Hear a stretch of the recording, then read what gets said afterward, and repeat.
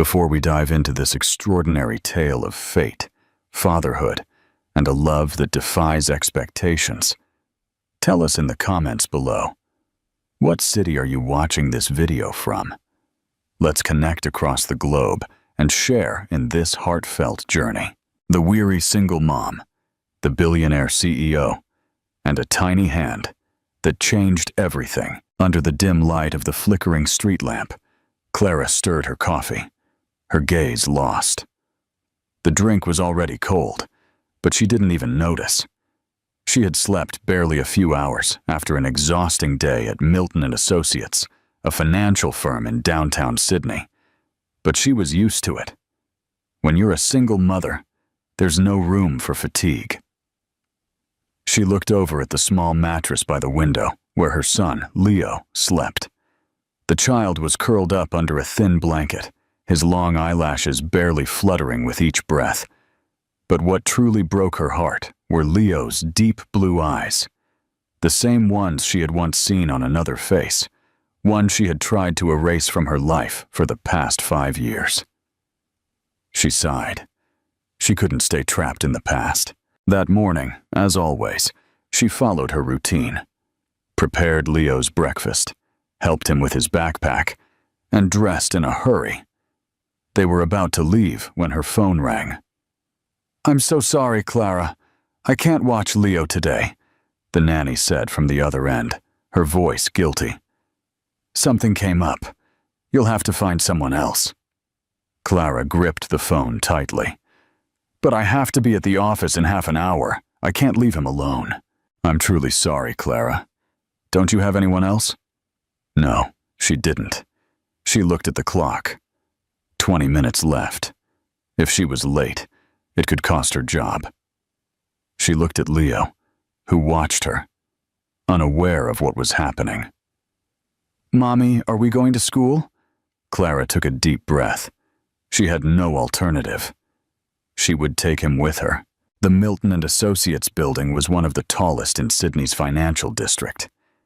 As she passed through the automatic doors, Clara felt anxiety creep up her neck. She held Leo's hand tightly as they walked through the lobby, filled with hurried executives in expensive suits. Children were not allowed there, but if she was lucky, she could keep Leo in her office without anyone noticing. Clara barely glanced down to check some emails, and Leo slipped away from her desk. "He disappeared! Leo!" Clara exclaimed in a low voice, her heart pounding. She jumped up and went into the hallway. If anyone saw him, she could be in very serious trouble. The executive area was quieter than usual. Clara walked as fast as she could, checking every nook, every corner. And then she heard it. "Daddy!" Clara froze. Leo was hugging the leg of a tall man, impeccably suited, and with a serious face. The man looked down and frowned, confused. It was Gabriel Hayes, the CEO of Milton & Associates. His usually impassive expression hardened at the sight of the child. Clara felt the ground open beneath her. "Leo!" she cried, running towards them. "Let go of him, please!" Gabriel looked up. When he saw her, his face tensed even more. "Clara," he said, not disguising the tone of surprise and distrust. "What does this mean?" She swallowed hard, trembling. "I'm sorry. It was just a mistake. Leo shouldn't be here. I'm taking him now." "Why did he call me Daddy?" Clara was paralyzed. "I don't know. Children sometimes say things without thinking." Gabriel looked down at the child's blue eyes. His eyes. The same ones. "What's his name?" "Leo," she replied, barely audible. Gabriel frowned. "I need to talk to you. Now." Clara felt her heart clench. She knew it. She knew this moment would come someday, but she still wasn't prepared. Gabriel looked at her intensely. "Is he mine?" She didn't answer. She just hugged Leo tightly and walked away with him. But she knew it wasn't over. It was just beginning. The next day, Clara barely slept. Her nerves were frayed, her mind replaying the previous day's scene over and over. Leo, running towards Gabriel, hugging him so naturally, calling him Daddy. And Gabriel's gaze. It wasn't just surprise. It was as if he had started fitting together pieces of a puzzle he didn't know existed. That morning, she arrived at the office with a knot in her stomach. She dropped Leo off at the emergency daycare, the only option she found in less than 12 hours, and tried to remain calm. But upon entering, her boss, in a dry voice, informed her, "Gabriel wants to see you in his office, now." Clara felt her legs trembling. She rode the elevator in silence, her hands sweating. Upon reaching the executive floor, the air seemed denser, colder. She knocked twice. Gabriel's firm voice told her to enter. He stood with his back to her, looking out the large window overlooking the harbor. He didn't even turn. "Close the door." Clara obeyed.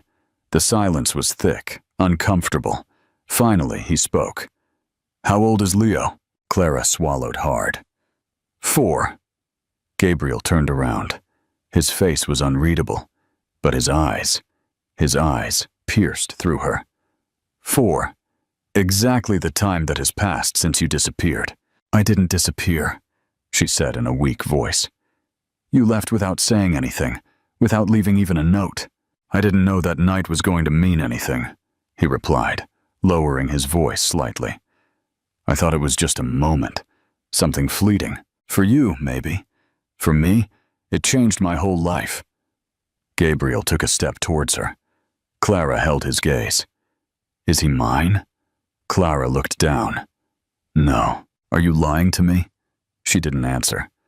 "I'm going to get a DNA test," he said decisively. "If he's my son, I'll know."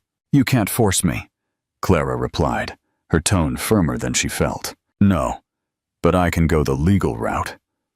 Gabriel was like that. Direct. Determined. He had built an empire from scratch thanks to his ability to go after what he wanted, regardless of the consequences. Clara knew that. That's why she had been so afraid of him all these years. "I don't want my son to grow up in the middle of a battle," she said, more to herself than to him. "And I don't want to continue not knowing if I have a son," he replied, in a lower tone. The silence settled again. Clara realized she was clenching her fists. "I'm going to do whatever it takes," Gabriel said at last. "If Leo is my son, I want to be in his life." "Even though you haven't looked for him in all these years," she snapped, in a tone she couldn't help. "I didn't look for him because I didn't know he existed. But now that I know, I'm not disappearing again." Clara left the office without saying anything more.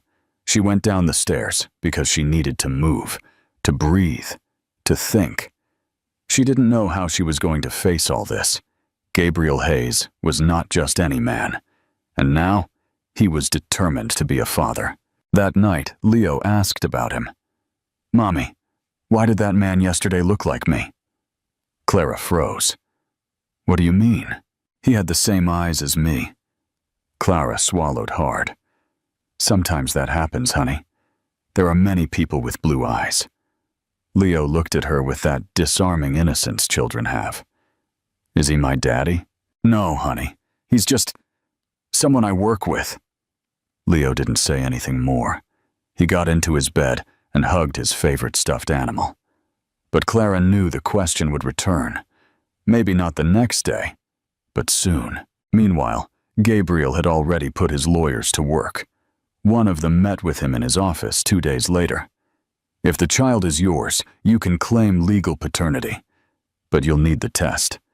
And after that, a legal process." "I don't want to take the child away from her," Gabriel said. "I just want to be present. Then it's best if the mother cooperates. Otherwise, the process will be long and complicated." Gabriel knew that, but he also knew he couldn't let this pass. Something inside him stirred every time he remembered Leo calling him Daddy. That word, spoken so naturally, had left a mark on him. He had never thought about having children. He didn't see it in his life. But now he couldn't get the child out of his head. His gaze, his laughter, the way he hugged him, all of it haunted him. And Clara, too. Every day that passed, the situation became more difficult.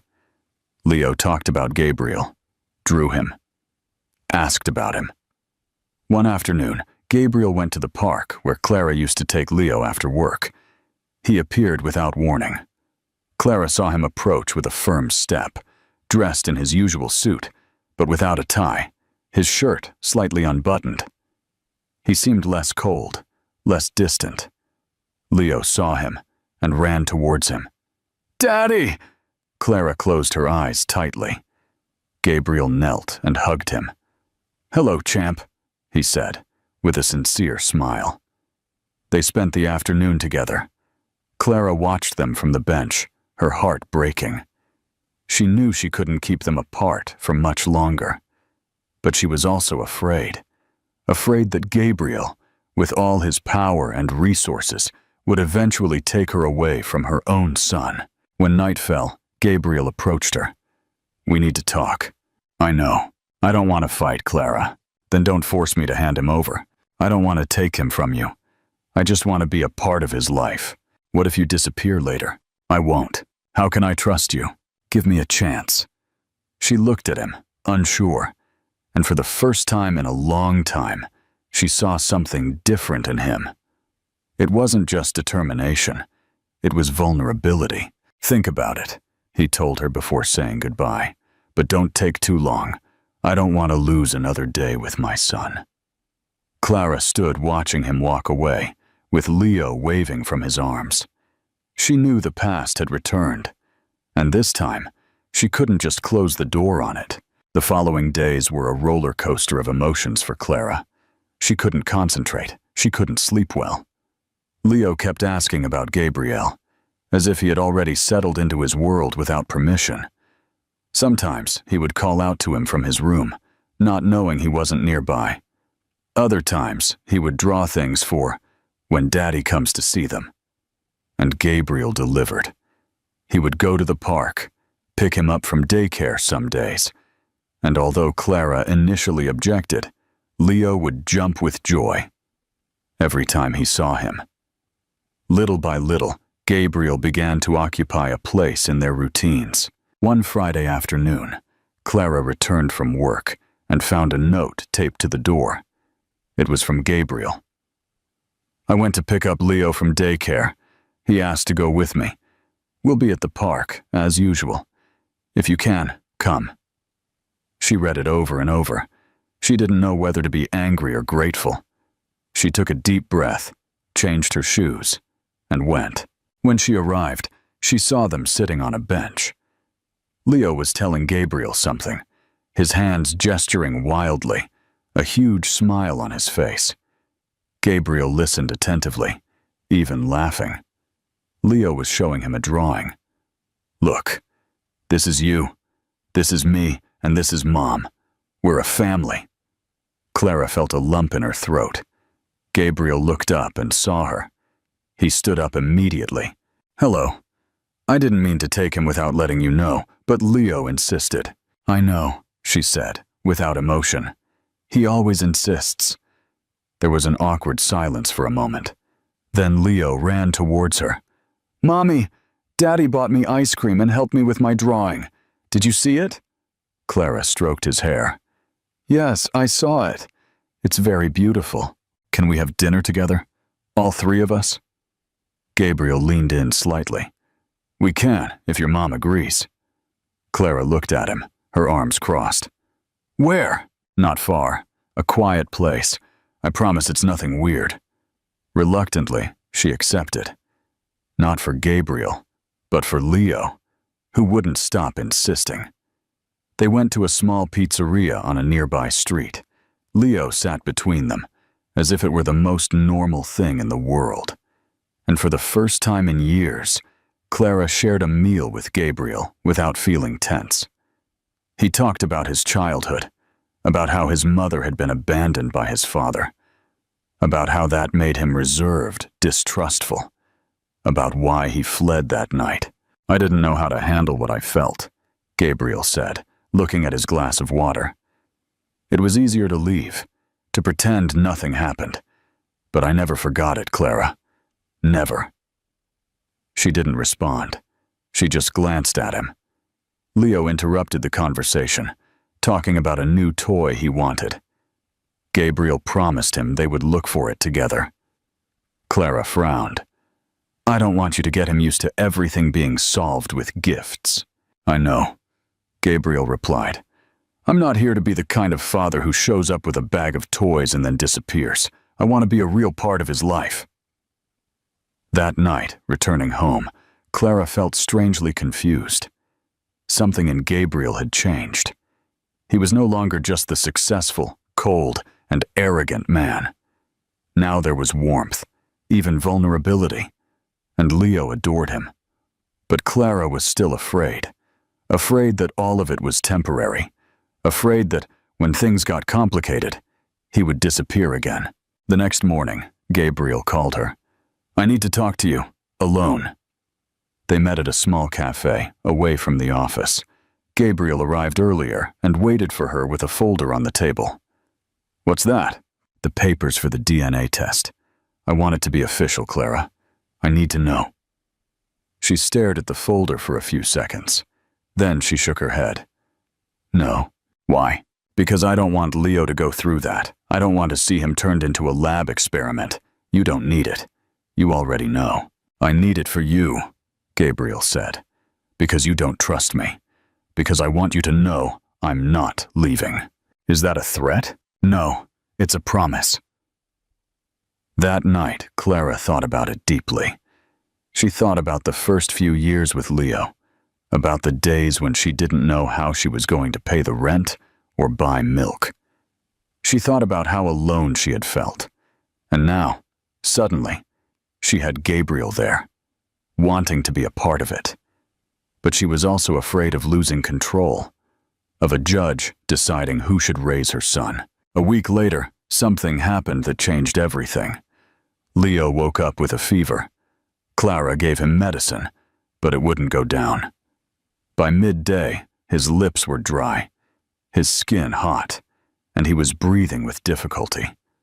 She panicked. She called an ambulance. They told her there was a delay. Clara hung up and without a second thought, dialed Gabriel. Where are you? At the office. What's wrong? Leo is very ill. I can't wait for the ambulance. I'm on my way. In less than 10 minutes, Gabriel was at the daycare door. His face was a mask of contained fury. He spoke to each of the caregivers, one by one, but the answers were vague, blurry.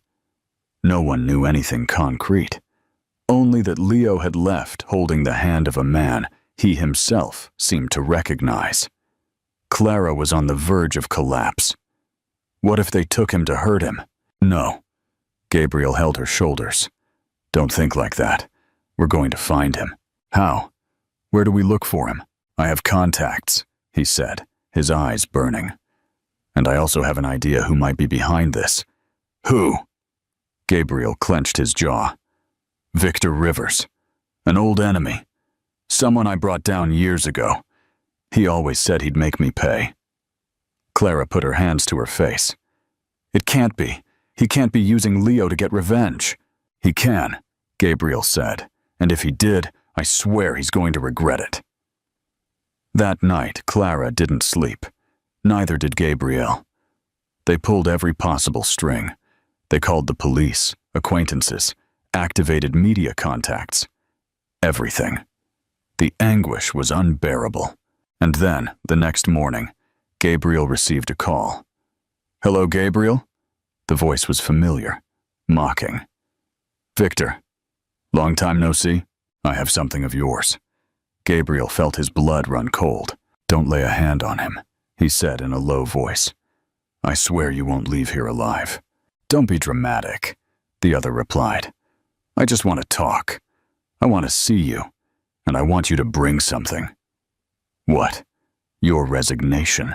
To everything. Your company, your money, your empire, everything. I want to see you crawl, Gabriel. I want to see you defeated. Gabriel clenched his fist. If you harm him, I swear. I won't harm him if you do what I ask. The call ended. Gabriel threw the phone against the wall. Clara looked at him, eyes wide. What did he say? He wants me to give up everything in exchange for Leo. And are you going to do it? Gabriel took a deep breath. I'm going, but I'm not leaving without our son. The meeting was set at an old abandoned warehouse on the outskirts of Sydney. Gabriel didn't tell Clara the exact details, just that he was going and that she needed to stay home in case he received any news. But she wasn't willing to wait idly. I'm coming with you, she told him, arms crossed. Her gaze firm. It's too dangerous. He's our son, Gabriel. Don't ask me to sit idly by. They argued. They cried. They yelled. But in the end, he understood it was pointless to refuse. All right, but don't stray from me for a second, he warned. The night was dark, humid, with a dense air that felt sticky on the skin. The warehouse was a shell of rusted iron and crumbling concrete. Clara and Gabriel arrived in an unmarked car, with its lights off as they approached.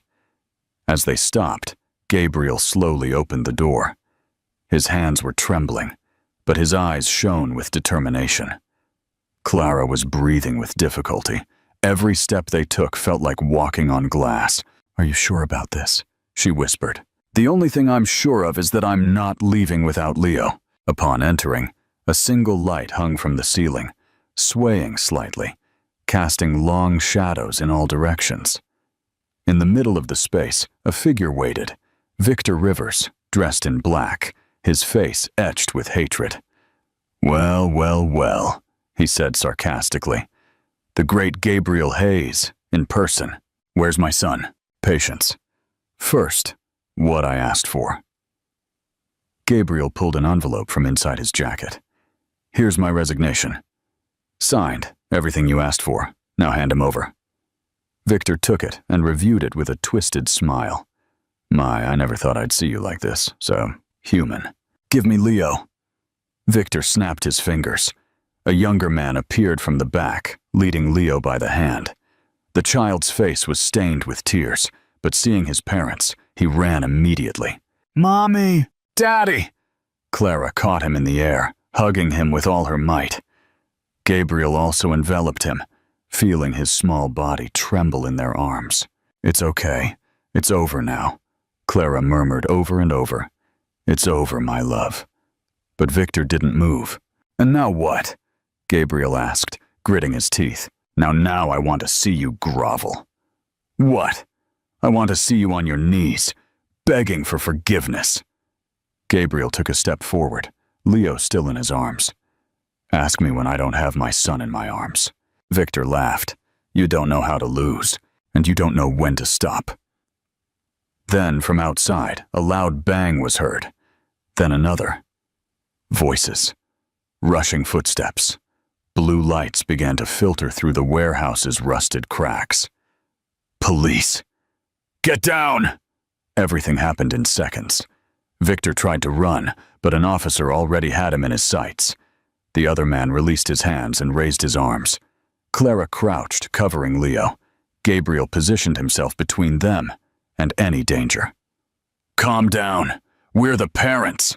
An officer approached. We have everything recorded. We heard everything. Don't worry. It's over. Clara burst into tears. Gabriel fell to his knees, not letting go of his son. The tension of hours, of days, exploded like a knot, suddenly released. Leo was sobbing, but no longer from fear, but from relief. He was safe. A few minutes later, Victor was handcuffed and led to the patrol car, still cursing under his breath. You haven't won, Hayes. This isn't over here. But no one was listening to him anymore. At the hospital, they checked Leo. He was fine. Dehydrated, a little pale, but no injuries. He just wanted to sleep, and for his mom to sing to him softly. Clara didn't leave his side for a second. Neither did Gabriel. That night, while the child slept, Clara and Gabriel stayed in silence by the bed. There was nothing more to say. There was pain, anger, exhaustion, but also a sense of having survived together. I swear it will never happen again, he murmured. Clara took his hand. I know. After he was discharged, they spent several days at home. Gabriel didn't go back to the office. He canceled meetings, delegated responsibilities. He just wanted to be with his son, and with Clara. One Friday afternoon, the three of them went for a walk by the harbor. Leo skipped between them, with renewed energy. Clara and Gabriel followed closely, chatting without tension. I thought I would never be able to breathe peacefully again, she said, and I thought I would never stop being afraid of failing as a father, he admitted. You're not failing. Really? Yes. You have no idea how much Leo has changed since you've been here. Gabriel smiled. And you? Clara looked at him. Me too. That night, when Leo was asleep, Clara and Gabriel sat on the balcony, with a blanket over their legs and 2 cups of hot tea. I want us to live together, he said suddenly. All 3 of us. As a family. Clara was silent, not from surprise, but because the idea had crossed her mind more than once. Are you sure? More than ever. What if it doesn't work? Then we'll talk about it. But I want to try, Clara. I want to wake up every morning and see both of you. She looked down with a faint smile. Give me time, all the time you need. And they stayed like that, without speaking, watching the city lights reflect on the water. The following weeks were different. Gabriel kept coming every day, but now there was a lightness in his gestures. He helped with breakfast, took Leo to school, even went to the market with Clara. He was no longer a visitor. He was part of the routine. One Saturday afternoon, Clara came out of the bathroom and found a small box on the table. Opening it, a gleaming ring took her breath away. Gabriel approached from the kitchen. I wasn't going to do it like this, but Leo said he couldn't wait any longer. What? Yes, I showed him the ring. He insisted I give it to you today. She let out a nervous laugh. And you do everything he tells you? In this case, yes. Clara looked at him, her eyes glistening. Are you proposing to me? Yes. Not because I think that will fix everything, but because I don't want you to spend another day alone. Another day thinking you're alone in this. Because I want to do everything with you. From now on, forever. Leo poked his head out from the hallway. Say yes, Mommy. Clara laughed through her tears. Yes, yes, I do. Gabriel approached and hugged her tightly. Leo ran into their arms too, forming a warm, tight, perfect embrace among the 3 of them. That night, there were no elegant dinners or fireworks. Just pizza, an animated movie, and the 3 of them on the sofa, sharing a blanket. And Clara knew that, after all, she finally had a home. Let's play another game for those who only check the comments section. Type the word carrot in the comments. Those who made it this far will get the joke. Now, let's continue with the story. Months passed, and Clara's life changed more than she ever imagined. Suddenly, she no longer woke up every morning with anxiety about paying bills or wondering who would watch Leo. Gabriel was there, not just as a father, but as a partner. The move was simple. Gabriel found a cozy house in a quiet neighborhood near the sea, with a large yard for Leo to run in. It wasn't a mansion, though he could afford one. It was a home designed for the 3 of them. Clara took her time unpacking everything, not because she had many things, but because she was still processing the idea of living with Gabriel. For years, she had only had him as a memory. Now he was her daily reality. Gabriel, for his part, seemed like a different man. He woke up early, prepared breakfast with Leo, took him to school, and even learned to make pancakes, although more than once they ended up burned. Clara watched them from the kitchen doorway, wondering how he had changed so much in such a short time. "What are you looking at?" he would ask her with a smile. "I'm just checking if this isn't a dream," she would say, half joking. "If it is, then stay asleep with me," he would reply, hugging her from behind. One afternoon, while Clara was washing dishes, Leo approached her with a piece of paper in his hand. "Mommy, I drew a picture." She dried her hands with a towel and took it. In the drawing there was a house, a big smiling sun, and 3 people holding hands, a man, a woman, and a child. Above them, a huge heart. "Who are they?" Clara asked, though she already knew. "Us," he said proudly. "Our family." Clara hugged him so tightly that Leo complained. "Mommy, you're squishing me." "Sorry, champ, it's just that you made me very happy. Can I take the drawing to school?" "Of course you can." Days later, at a school meeting, the teacher approached Clara at the end of the event. "Your son talks a lot about his daddy. He says he found him late, but now he doesn't let him out of his sight." Clara laughed, with a lump in her throat. "Yes, it's something recent.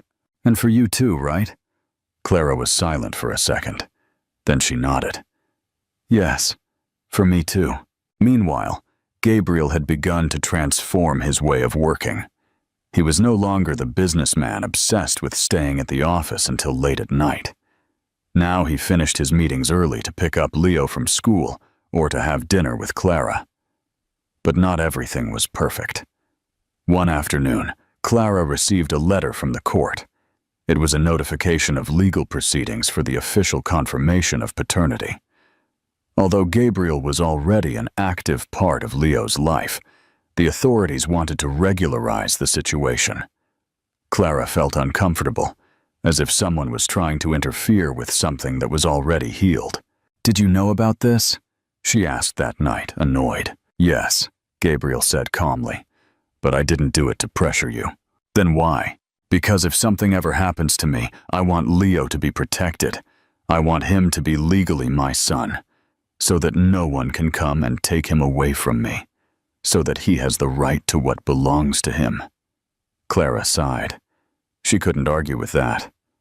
It wasn't necessary to do it this way. "Maybe not," he admitted, "but I want to do things properly." She looked at him, unsure whether to hug him or push him away.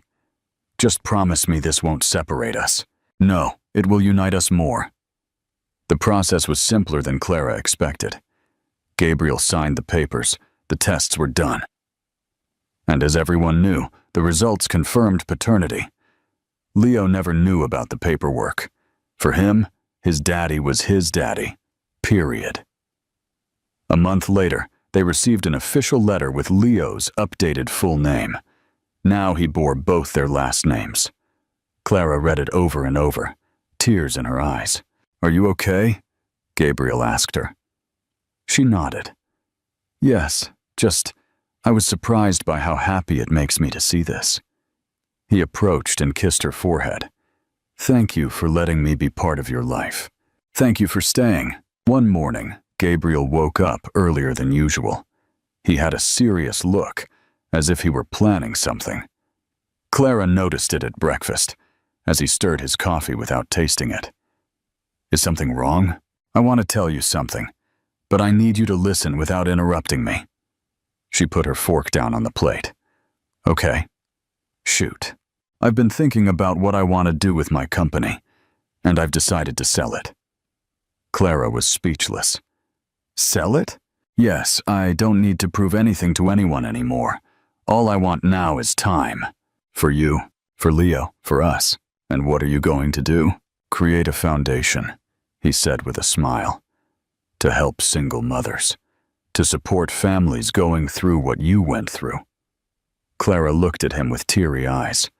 "Are you serious?" "Yes, you inspired me. I want to do something that truly makes a difference." She couldn't hold back her tears. "Gabriel, I don't know what to say." "Tell me you're proud of me," he replied. Taking her hand, "I'm more than proud. I'm happy to have you." He stood up, wrapped his arms around her, and kissed her. Leo interrupted them, entering in his dinosaur pajamas. "You're kissing again?" "They're always doing it." "And we'll keep doing it," Gabriel shouted, hugging Leo and lifting him into the air. "Daddy, no! You're tickling me!" "That's the plan." Clara watched them, laughing, her heart full. The foundation's inauguration was a simple but emotional event. Clara was at the front, alongside Gabrielle and Leo, who cut the ribbon together.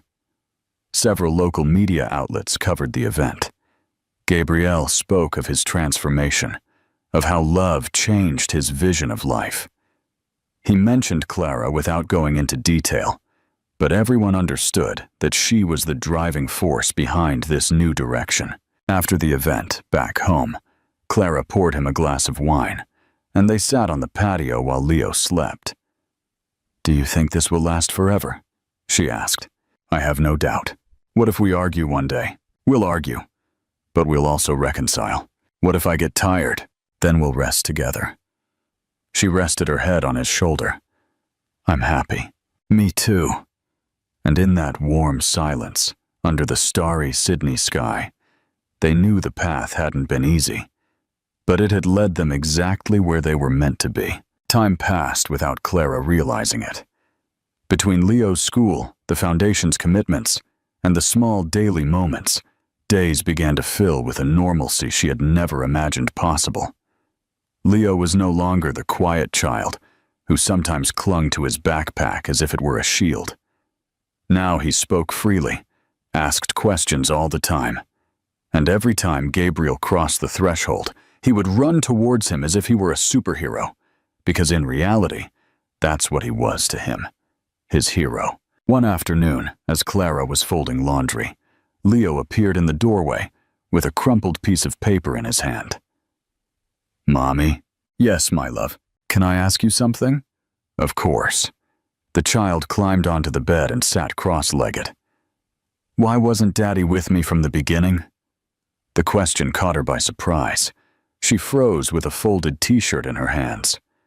Leo looked at her with curiosity, not anger, just wanting to understand. "Well," Clara began, sitting beside him, "sometimes adults make mistakes, things we don't know how to handle well. And that's what happened with your daddy and me. But that doesn't mean he doesn't love you with all his heart. He just arrived a little later." Leo nodded slowly. Then he held out the paper. "I wrote something for him. Can I read it to him?" "Of course you can." That night, after dinner, Leo took his paper and stood in front of Gabriel, who watched him with a huge smile, having no idea what was coming. "Daddy, I wrote this at school. It's a project about important people, but I didn't want to talk about an astronaut or a soccer player. I wanted to talk about you." Gabriel blinked. Clara settled into her chair, holding back her emotion. Leo began to read aloud. "My favorite person is my daddy. He wasn't always with me, but when he arrived, he made me the happiest boy in the world. He takes me to the park, he listens to me, and he tells me I'm brave. My daddy has blue eyes and a smile he only uses with me. He doesn't need a cape to be my hero, because he already is. And even though he didn't teach me to walk, he's teaching me not to be afraid. I love him very much." The end. Clara couldn't help but let a few tears escape. Gabriel was speechless. He just knelt down and hugged Leo, pressing him tightly to his chest. "I love you, champ," he murmured. "Thank you for giving me this chance." That night, Clara hugged him as he stared at the ceiling from bed, still moved. "Did you ever imagine he'd write something like that for you?" "Never," he replied. "I didn't even imagine having a life like this. And what do you think of it?" Gabriel turned his face towards her and smiled. "It's the best thing that's ever happened to me." One day, Clara received an unexpected message. It was an invitation to give a talk at a local university about her experience as a single mother and now as part of the Foundation's project. At first, she thought about declining. She didn't like spotlights or public speaking, but Gabriel encouraged her. "You have a story that can help many people. What if I freeze? What if I get nervous?" Then you stop, you breathe, and you continue. "I'll be there with you." "Are you serious?" "I wouldn't miss it for the world." And so it was. On the day of the event, Clara stood in front of the microphone, her hands trembling. In the audience, beside students, Gabriel and Leo sat in the front row, with a handmade banner that read, "Go, Mom."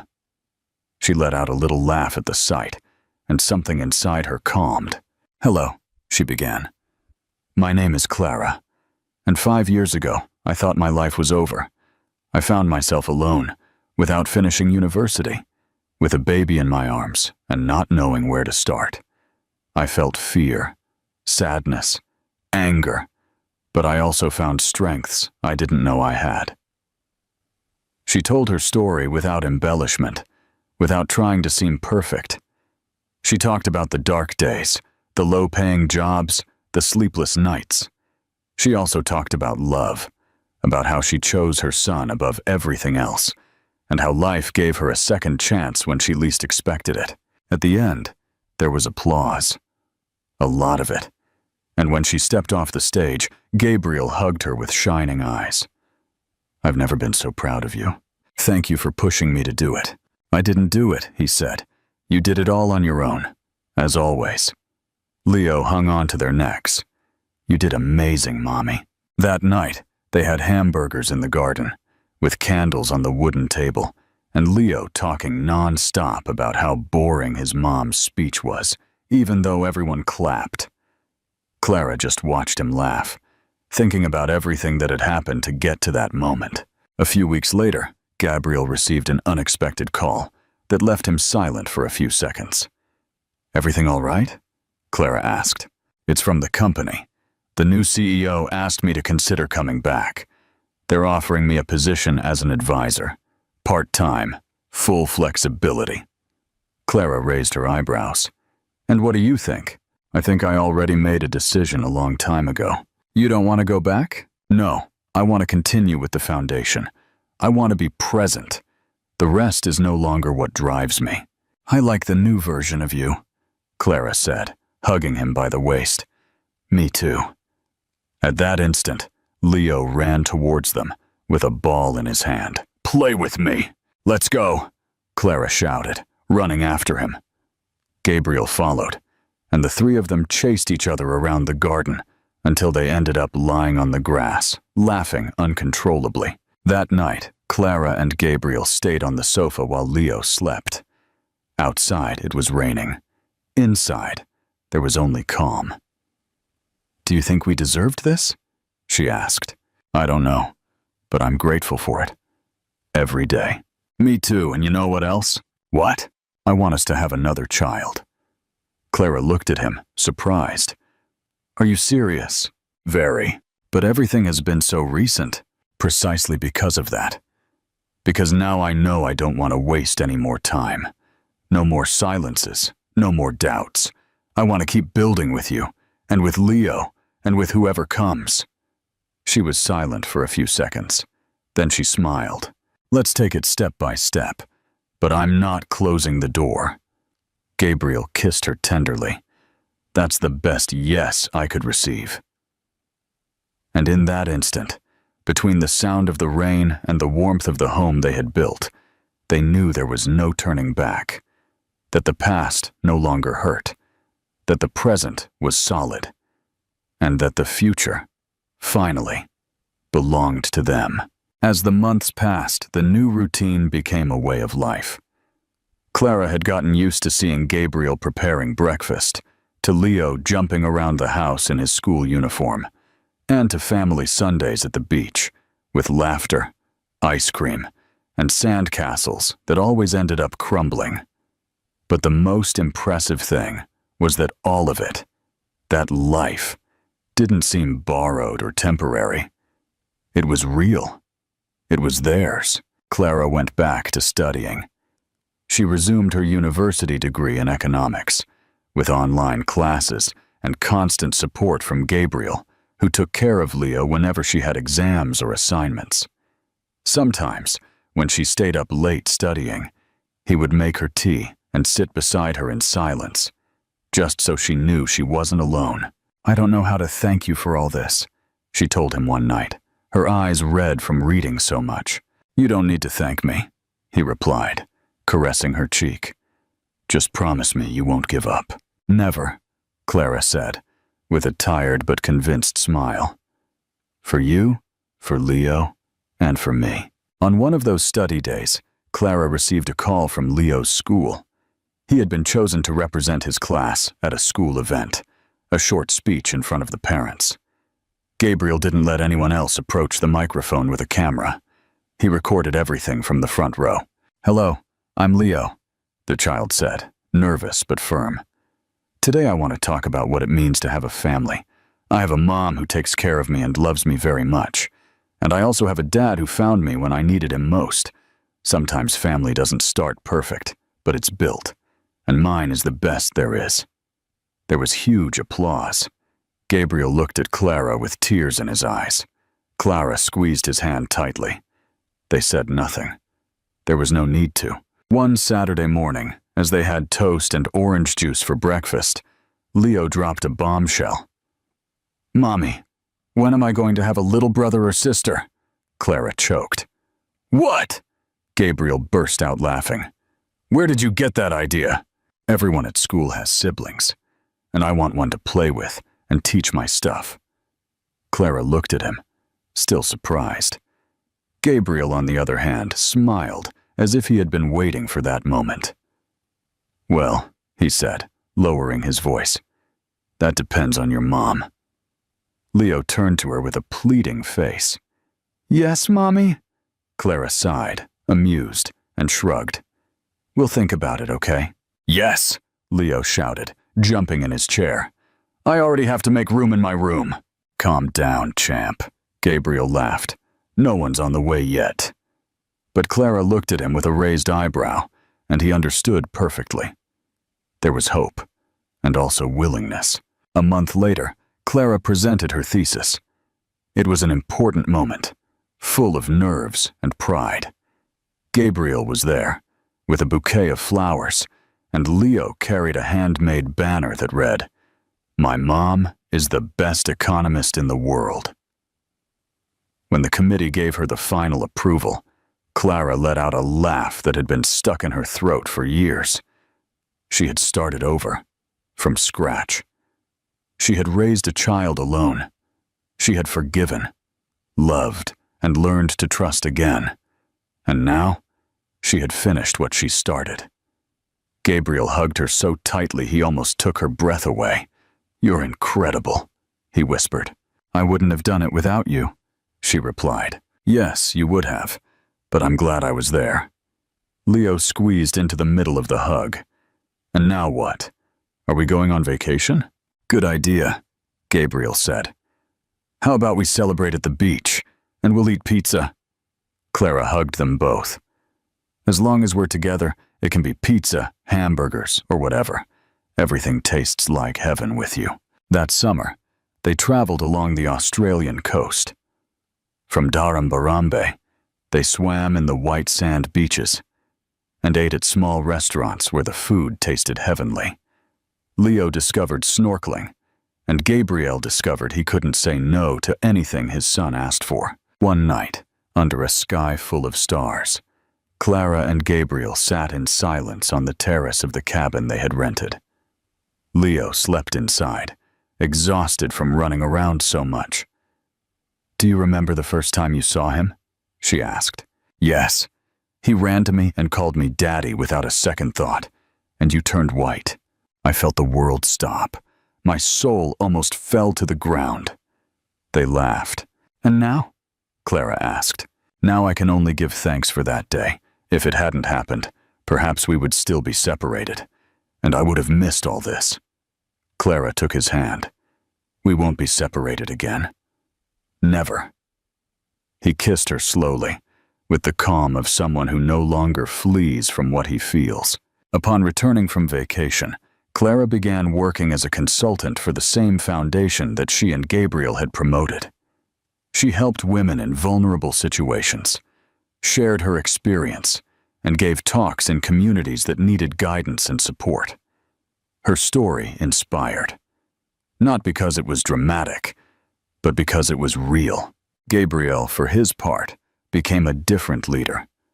He was no longer the businessman who inspired fear. He was the man who listened, who took the time to be present, and who put his family above everything else. One ordinary afternoon, Leo came running home from school with a piece of cardboard. "They asked me to draw my family!" he shouted, agitated. In the drawing, there was a house, a dog, even though they didn't have one, and 4 people. Clara looked at him, surprised. "Who's the 4th one?" Leo smiled. "It's my future brother or sister. I already put them there, so they know they have space." Clara and Gabriel looked at each other. "Well," he said, "it seems we've been left with no excuse." She let out a laugh. "Yes, I guess so." A year later, Leo was at the hospital, sitting next to Clara, with a huge smile. "Can I hold him?" "Carefully," Gabriel replied, helping him. Leo held the baby wrapped in a sky-blue blanket and looked at him in wonder. "Hello, I'm your brother. I'm going to take care of you. But don't break my toys, okay?" Clara laughed, tired but happy. Gabriel looked at all 3 of them as if the entire universe had gathered in that room. He stroked Leo's head and kissed the newborn's forehead. "Thank you for making me a father, Clara. Thank you for not giving up," she whispered. "I never will." And so, amidst diapers, bottles, and children's laughter, they began a new stage. With more love, more chaos, more stories to write. But with the certainty that this time, there would be no room for abandonment, fear, or loneliness. It had started with an unexpected encounter, with a child hugging a stranger and calling him Daddy. But it ended with a complete family, a home full of life, and a future that promised to be even better. Because when love is chosen, there is no mistake that cannot be forgiven, no distance that cannot be traveled. If this story touched your heart, don't forget to like the video, subscribe to the channel, and leave us your comment. Do you also believe in second chances? We'll read you. See you in the next video.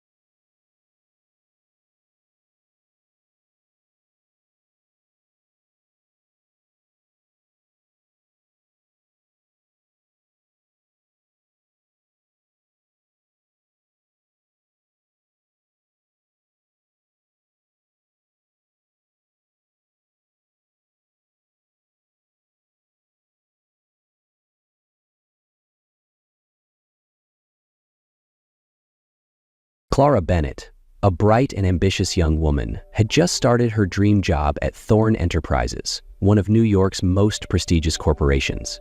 It was the culmination of years of hard work, graduating at the top of her class at a renowned business school and beating out hundreds of other candidates to secure the role. That morning, Clara arrived early, eager to make a strong impression on her new team. But the day didn't go as planned. A small accident at the coffee cart left her silk blouse stained with hot coffee, forcing her to find somewhere to change. Desperate, she ducked into a conference room she believed was empty. Standing in front of the large mirror on the wall, Clara began unbuttoning her soiled blouse. But just as she slipped it off her shoulders, the door swung open. A tall man in a perfectly tailored suit walked in. It was none other than Elliot Thorne, the CEO of the company. Their eyes met in the mirror, and Clara froze. "You," Elliot began, but Clara quickly grabbed her backup blouse and held it against her chest. "Get out," she yelled, her cheeks flaming red. Elliot apologized, but instead of leaving immediately, he paused for a moment, his expression unreadable yet slightly amused. Finally, he stepped out, leaving Clara with her heart racing. She didn't know then that this awkward encounter would change her life forever. Clara Bennett gradually adapted to the fast-paced environment at Thorne Enterprises. She worked harder than anyone else, determined to prove she deserved her position. Each day, she arrived early, meticulously prepared, and always brought innovative ideas to the table. Elliot Thorne, the company's CEO, couldn't help but notice Clara. Her intelligence and drive captivated him. Though he maintained a professional demeanor during meetings, his gaze often lingered on Clara, as if drawn to her energy and determination. One late evening, Clara was asked to stay behind to finalize a marketing strategy for an important campaign. Elliot decided to join her, offering his input. In the quiet conference room, under the warm glow of the lights, they exchanged ideas. Clara presented a bold plan, and Elliot couldn't hide his admiration. "You truly have a remarkable vision," Elliot said, his deep voice resonating in the stillness. His gaze lingered on Clara longer than usual. Clara smiled back, but she could feel the tension in the air. As Clara bent down to organize her materials, Elliot stepped closer, so close she could feel his breath. "Clara," he said softly, his voice carrying an emotion she couldn't quite place. Clara looked up and their eyes met. In that moment, nothing else mattered. Elliot leaned in, his breath warm and steady against her cheek, and kissed her. The kiss was intense and sudden, catching Clara off guard. For a split second, her mind screamed at her to stop, but the pull between them was too strong to resist. At first, she froze, her hands trembling at her sides. But as the warmth of his lips consumed her, she felt a spark ignite deep within her, awakening something she had long buried. Her arms instinctively found their way around his neck, pulling him closer as the kiss deepened. The temperature in the room seemed to rise, the air charged with unspoken desires. Elliot's hands were firm yet tender as they explored her back, drawing her closer with each passing second. Passion overwhelmed reason as Elliot gently lifted her onto the large conference table. Papers and documents fluttered to the floor, but neither of them noticed. Every touch, every kiss, was a declaration, raw and unrestrained, as they surrendered completely to the moment. Clara shivered as his lips trailed down her neck, his hands both gentle and firm. "Elliot," she whispered, her voice a mixture of surprise and desire. He looked up, his eyes saying everything he couldn't put into words. She was everything he wanted. They let themselves be carried away by the moment, consumed by the undeniable pull between them. Clara felt the tenderness and passion in every touch, every kiss. That night, they let their barriers fall away, losing themselves in each other until the early hours of the morning. When Clara woke up, she found herself still on the conference table, the morning sunlight streaming through the office windows. Elliot, with his arms wrapped around her, smiled as she stirred. "Good morning," he murmured, leaning down to press a kiss to her forehead. "What did we just do?" Clara whispered, her voice tinged with both embarrassment and fear. "What I've wanted to do for a long time," Elliot replied, his gaze sincere. But worry began to creep into Clara's thoughts. "Will this ruin my career? Am I making a mistake?" she wondered. Elliot, sensing her hesitation, gently took her hand, his reassuring eyes telling her everything would be fine. For now, Clara decided to set aside her concerns. That night marked the beginning of a secret relationship, one filled with passion, sweetness, and undeniable risks. The secret relationship between Clara Bennett and Elliot Thorne continued for months. They carefully concealed their feelings at work, maintaining a professional distance in front of colleagues. But when they were alone, the tension they suppressed erupted into moments of unbridled passion. Clara felt a mix of happiness and anxiety. She loved how Elliot always listened to her, valued her opinions, and treated her with tenderness in private. But the deeper she fell for him, the more she feared for their future. Is he truly serious about us, or am I just a temporary fling? Her fears began to take shape when Sophie Blackwood, Elliot's former business partner and ex-girlfriend, returned. Sophie was a powerful, confident woman who knew how to command attention. During a strategic meeting, she made pointed remarks about Elliot's past, fueling Clara's insecurities. "Remember when we used to work together, Elliot? You always knew how to make the women on your team feel special," Sophie said, her voice laced with insinuation, silencing the entire room. Clara kept her composure, but Sophie's words lingered in her mind. After the meeting, Sophie approached Clara, her sharp gaze cutting through any defenses. "Do you think you're special, Clara?" Sophie asked, a mocking smile on her lips. "I was in your position once. He always makes women feel like they're irreplaceable. But in the end," Clara froze, unsure how to respond.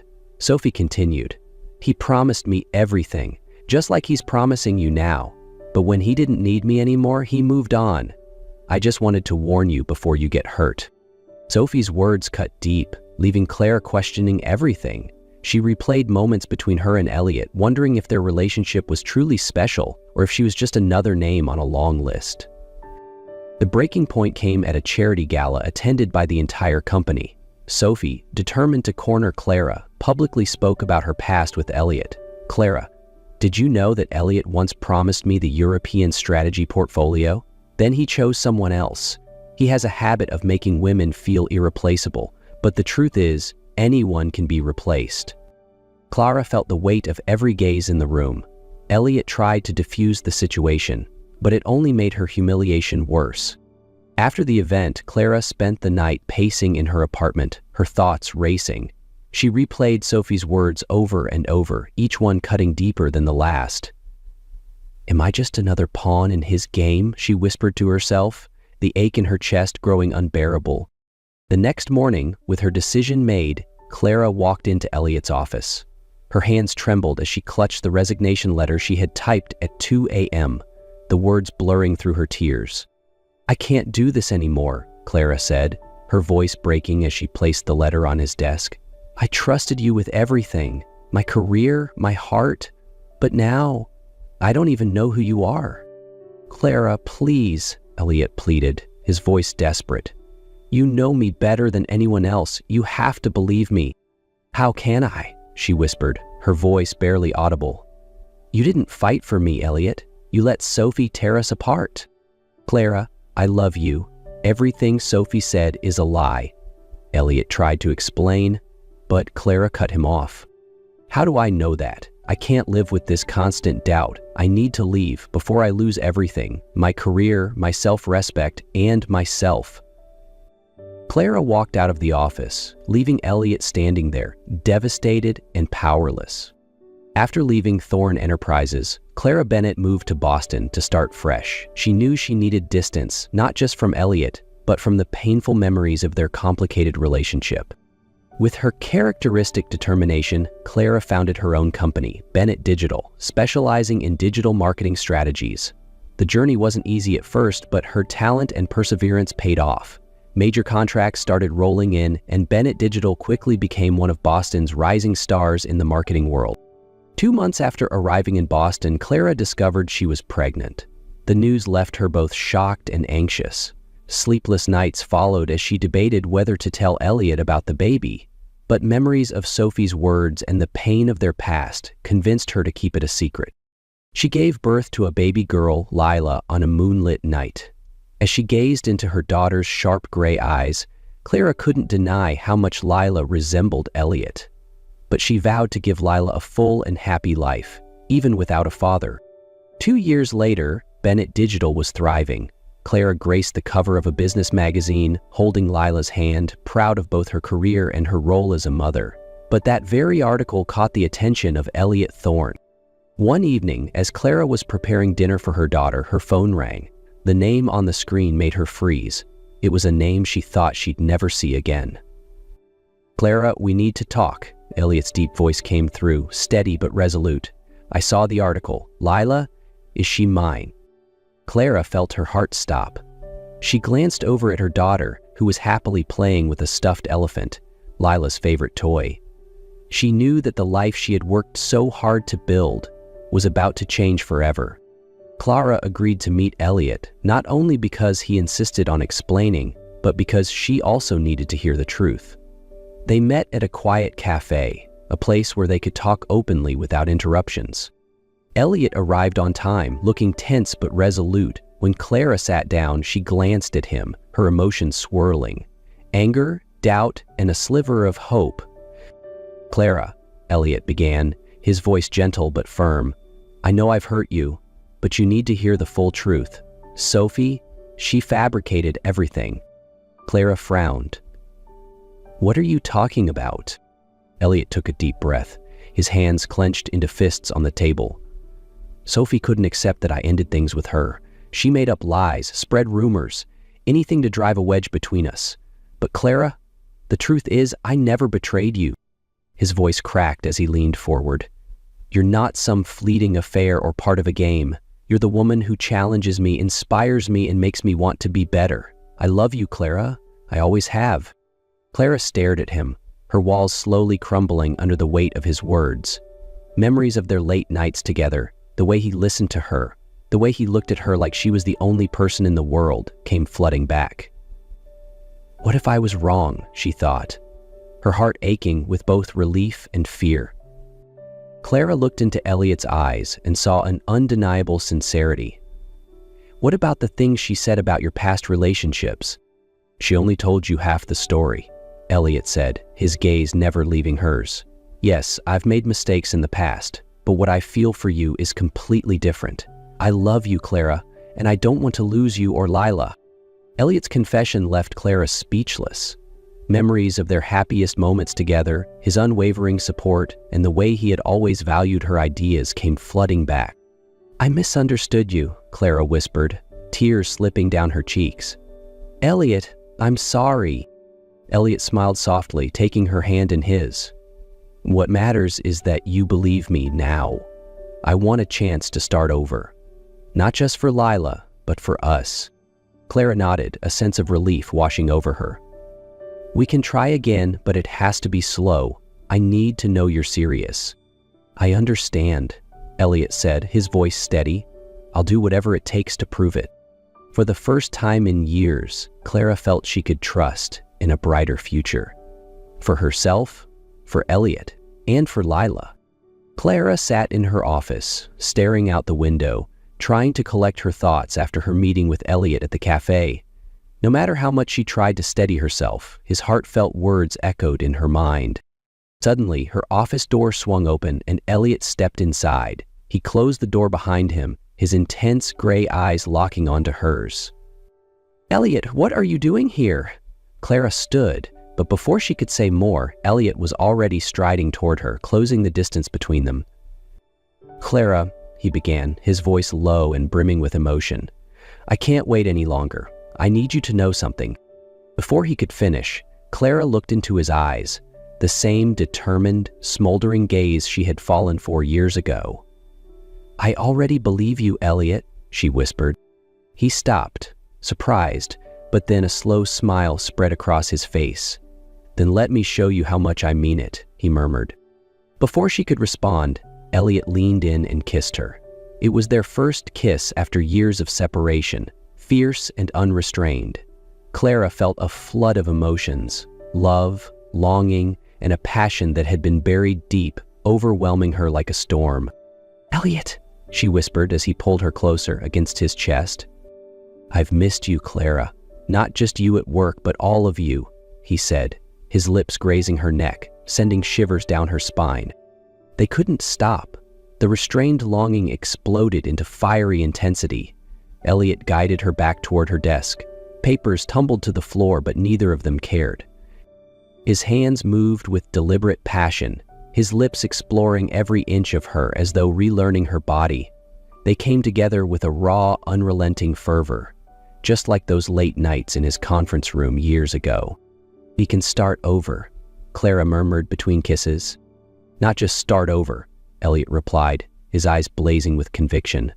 I want it all. You, Lila, and a future I'll never let slip away again. In that moment, Clara knew she was ready to give him her heart once more. Elliot knew that to truly be part of Clara's life, he needed to build a bond with Lila, their 2-year-old daughter. Though still very young, Lila was cautious and slow to warm up to strangers. Their first meeting took place at a park near Clara's home. Lila was sitting in the sandbox, scooping sand into a small bucket to build a tiny tower. Elliot carefully sat down beside her, making sure not to startle her. Your castle looks amazing, he said softly, his tone encouraging. Lila looked up at him, her wide gray eyes filled with curiosity. She didn't say anything, simply watching him for a few seconds before turning back to her work. Clara, observing from a distance, smiled at her daughter's calm reaction. Elliot gently picked up a small pebble and placed it near the little tower. "How about we build a bridge here?" he asked, gesturing with his hand. Lila studied the pebble and looked back at him. After a pause, she nodded hesitantly. "Bridge," she said, her small voice testing the word. Elliot felt a glimmer of hope. It was a start. In the weeks that followed, Elliot found every opportunity to connect with Lila. On a visit to the zoo, Lila became fascinated by the elephants. "Elephant," she exclaimed excitedly, pointing at the enormous creatures lumbering by. "You like elephants?" Elliot asked, crouching to her eye level. Lila nodded vigorously, her tiny hands clapping together.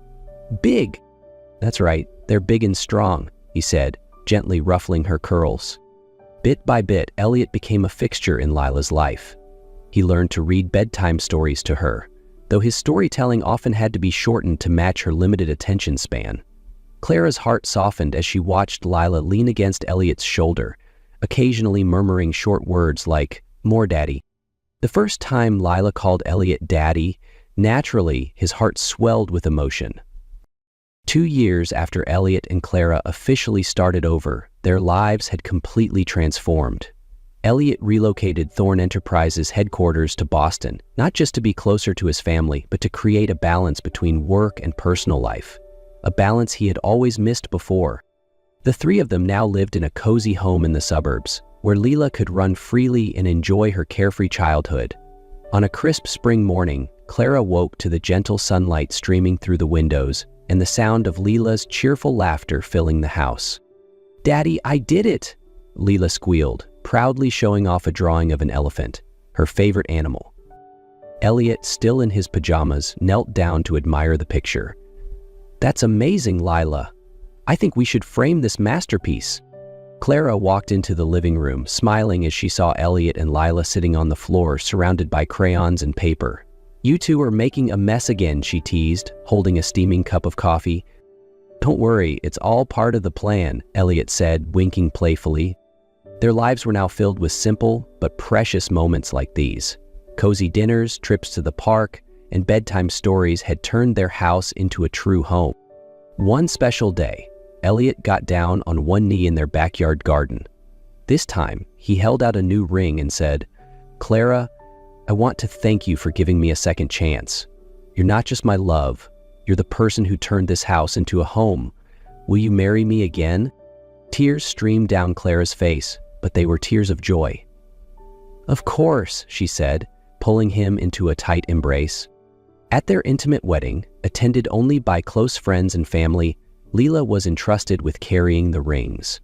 She beamed with pride as she watched her parents exchange vows, knowing she was an essential part of this beautiful moment. In the end, Clara and Elliot had built something they once thought was impossible, a perfect family.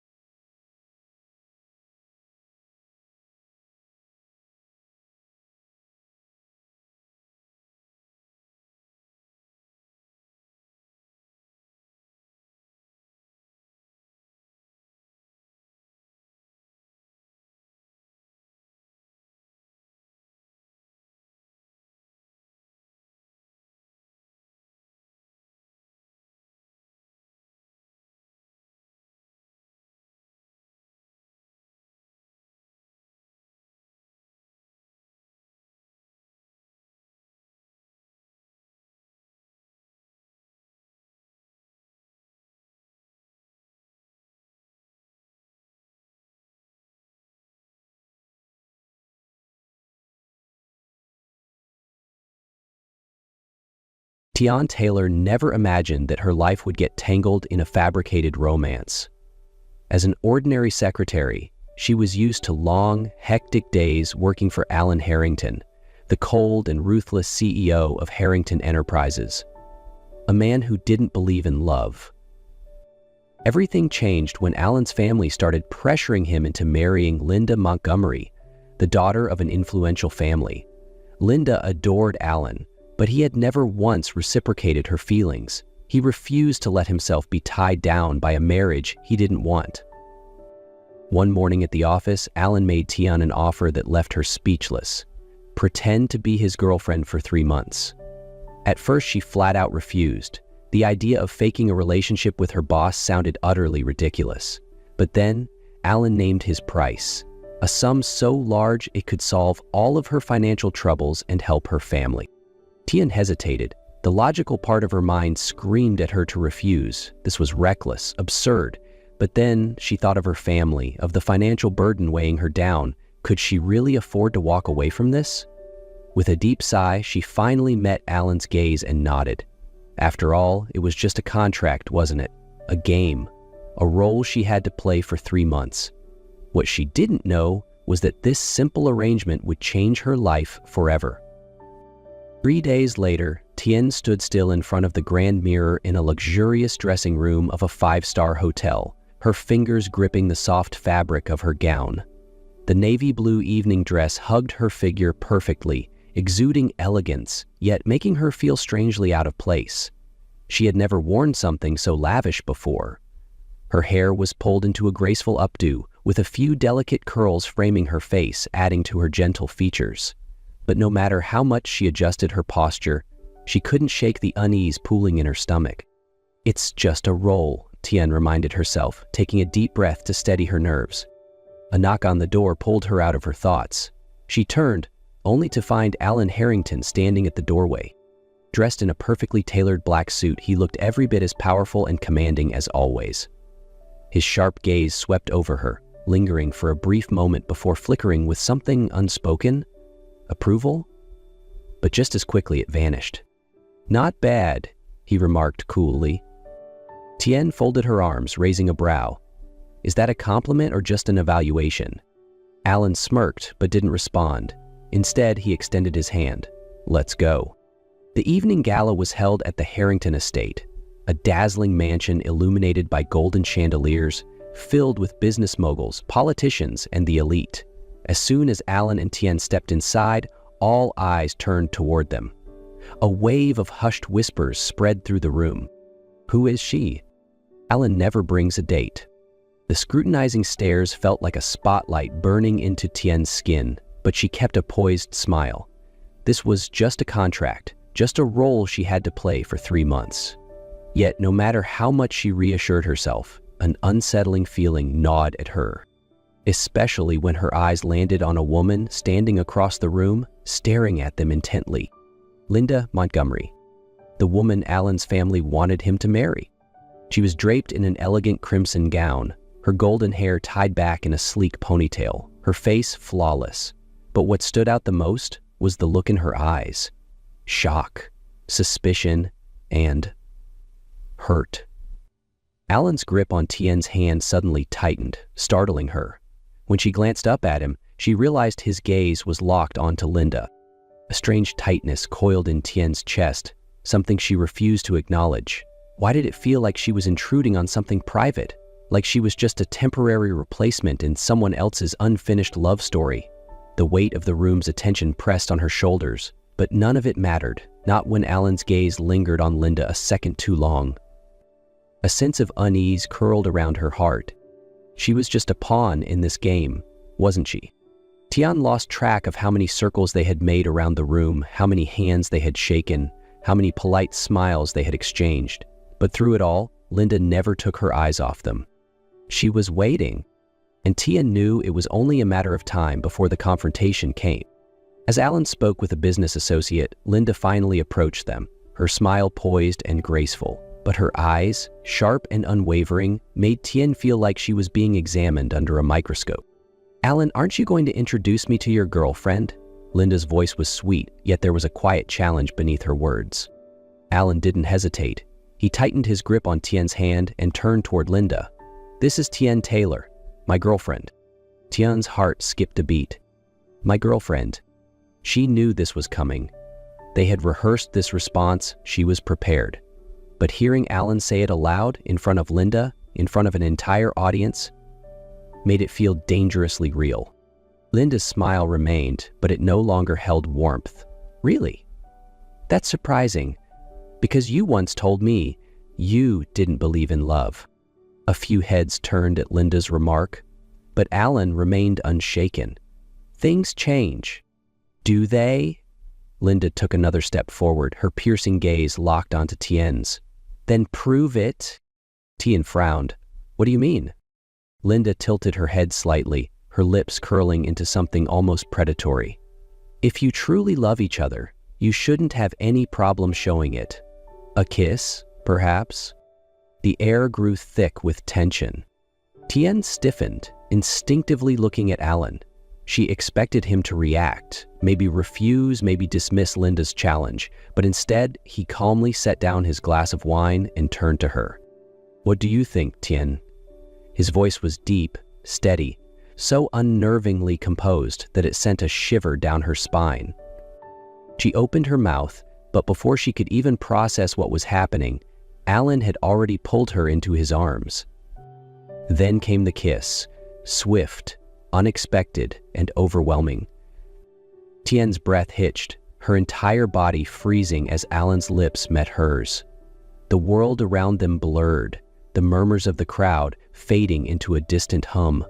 This wasn't just a staged act, it was something else, something that sent a pulse of warmth through her veins. Her heart pounded wildly, confusion and something far more dangerous creeping in. Was this still part of the game, or had the rules already changed? She had no idea how to respond. But her heart betrayed her effortlessly, pounding wildly against her ribcage, as if trying to break free. When Alan finally pulled away, Tien was still struggling to steady her breath. He turned back to Linda, his voice calm and unwavering. Satisfied now? Linda pressed her lips together, her hands curling slightly at her sides, but she merely let out a quiet scoff. Perhaps, but I still don't believe you actually love her. With that, she turned and walked away, leaving Tien standing there, her emotions in complete turmoil. She knew this was all an act, a contract, a game. So why did her heart feel like it was playing by different rules? Tien thought that after that night, everything would return to normal, that she and Alan would continue playing their roles until the contract ended. But she was wrong. Alan had changed. She wasn't sure when exactly it started. Maybe it was the moment he pulled her into that kiss in front of Linda. Maybe it was the way he looked at her afterward. Something deeper, something real, something that didn't feel like an act. But the one thing she was sure of was this: Alan no longer kept his distance from her. Before, when they were alone, Alan always maintained a professional barrier between them. But now, he didn't. Whenever they were in public, his hand would hold hers tighter than necessary. Whenever they walked through a crowd, his arm would settle on her waist, pulling her closer. Even when no one was watching, Alan hadn't changed. One afternoon, as Tien was sorting documents in his office, Alan stepped in and stood beside her, too close. She could feel the warmth of his presence, the steady rhythm of his breath. Frowning, she turned to him. "What are you doing?" Alan didn't answer. His gaze lingered on her face longer than usual, as if he was trying to figure something out, something even he didn't fully understand. It was strange. He was still Alan, cold, rational, someone who didn't believe in love, wasn't he? So why did she feel like he actually cared? Linda, of course, didn't back down so easily. A few days later, she walked into Alan's office without warning. "We need to talk," she declared, her piercing gaze flickering briefly toward Tien before settling on Alan. Tien immediately sensed the tension. She was about to excuse herself, but Alan's hand suddenly caught hers, stopping her from leaving. "I don't think there's anything left to say, Linda," Alan said coolly, his tone sharper than usual. Linda let out a quiet scoff. "Is that so? Do you really expect me to believe that you love her?" Tien tensed, but she said nothing.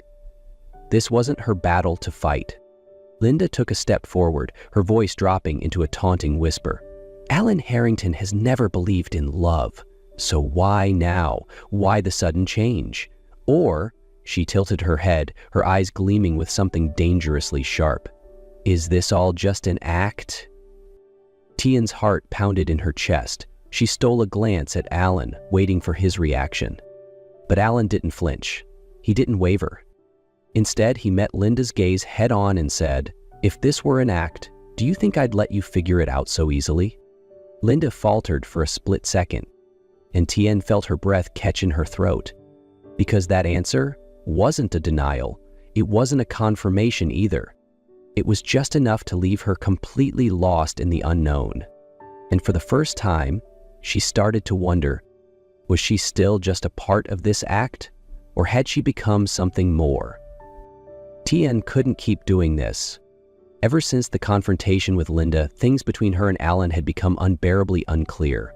The way he looked at her, the way he touched her, the way he protected her, was it all just part of their contract, or had it become something more? She needed answers. That evening, Alan hosted a grand party to announce his company's latest project. Tien played her part flawlessly, smiling, holding his arm, nodding at important guests. But inside, she felt suffocated. Everything inside her was building up, and she knew if she didn't say something now, she never would. So the moment the party ended, she grabbed Alan's hand and pulled him away from the crowd, leading him to the rooftop where they could be alone. "What are you doing?" Alan asked, frowning at her urgency. Tien took a deep breath, clenching her fists. "This contract, it has to end." Alan froze. "What are you talking about?" She lifted her gaze to meet his, her expression uncertain but her voice unwavering. "I can't keep pretending anymore, Alan. I've fallen in love with you." Silence. Alan didn't speak. He didn't react immediately. He just stared at her, his stormy gray eyes reflecting emotions she couldn't decipher. Tien let out a quiet laugh, though it was filled with sorrow. "But I don't know if anything you've done was ever real." She exhaled shakily. "If this was all just a game to you, then I'm sorry, I can't do this anymore." She turned to leave, but before she could take a step, a firm hand wrapped around her wrist, stopping her in place. "Wait," Alan said, his voice lower than she'd ever heard it. Tien clenched her hands into fists, refusing to look at him. "Let me go, Alan." "No." She bit her lip, her eyes stinging. "Why?" Alan's jaw tightened. She could see him fighting with himself. And then, after a long pause, he let out a small, bitter laugh. Alan ran a hand through his hair, exhaling sharply. "Damn it, Tien."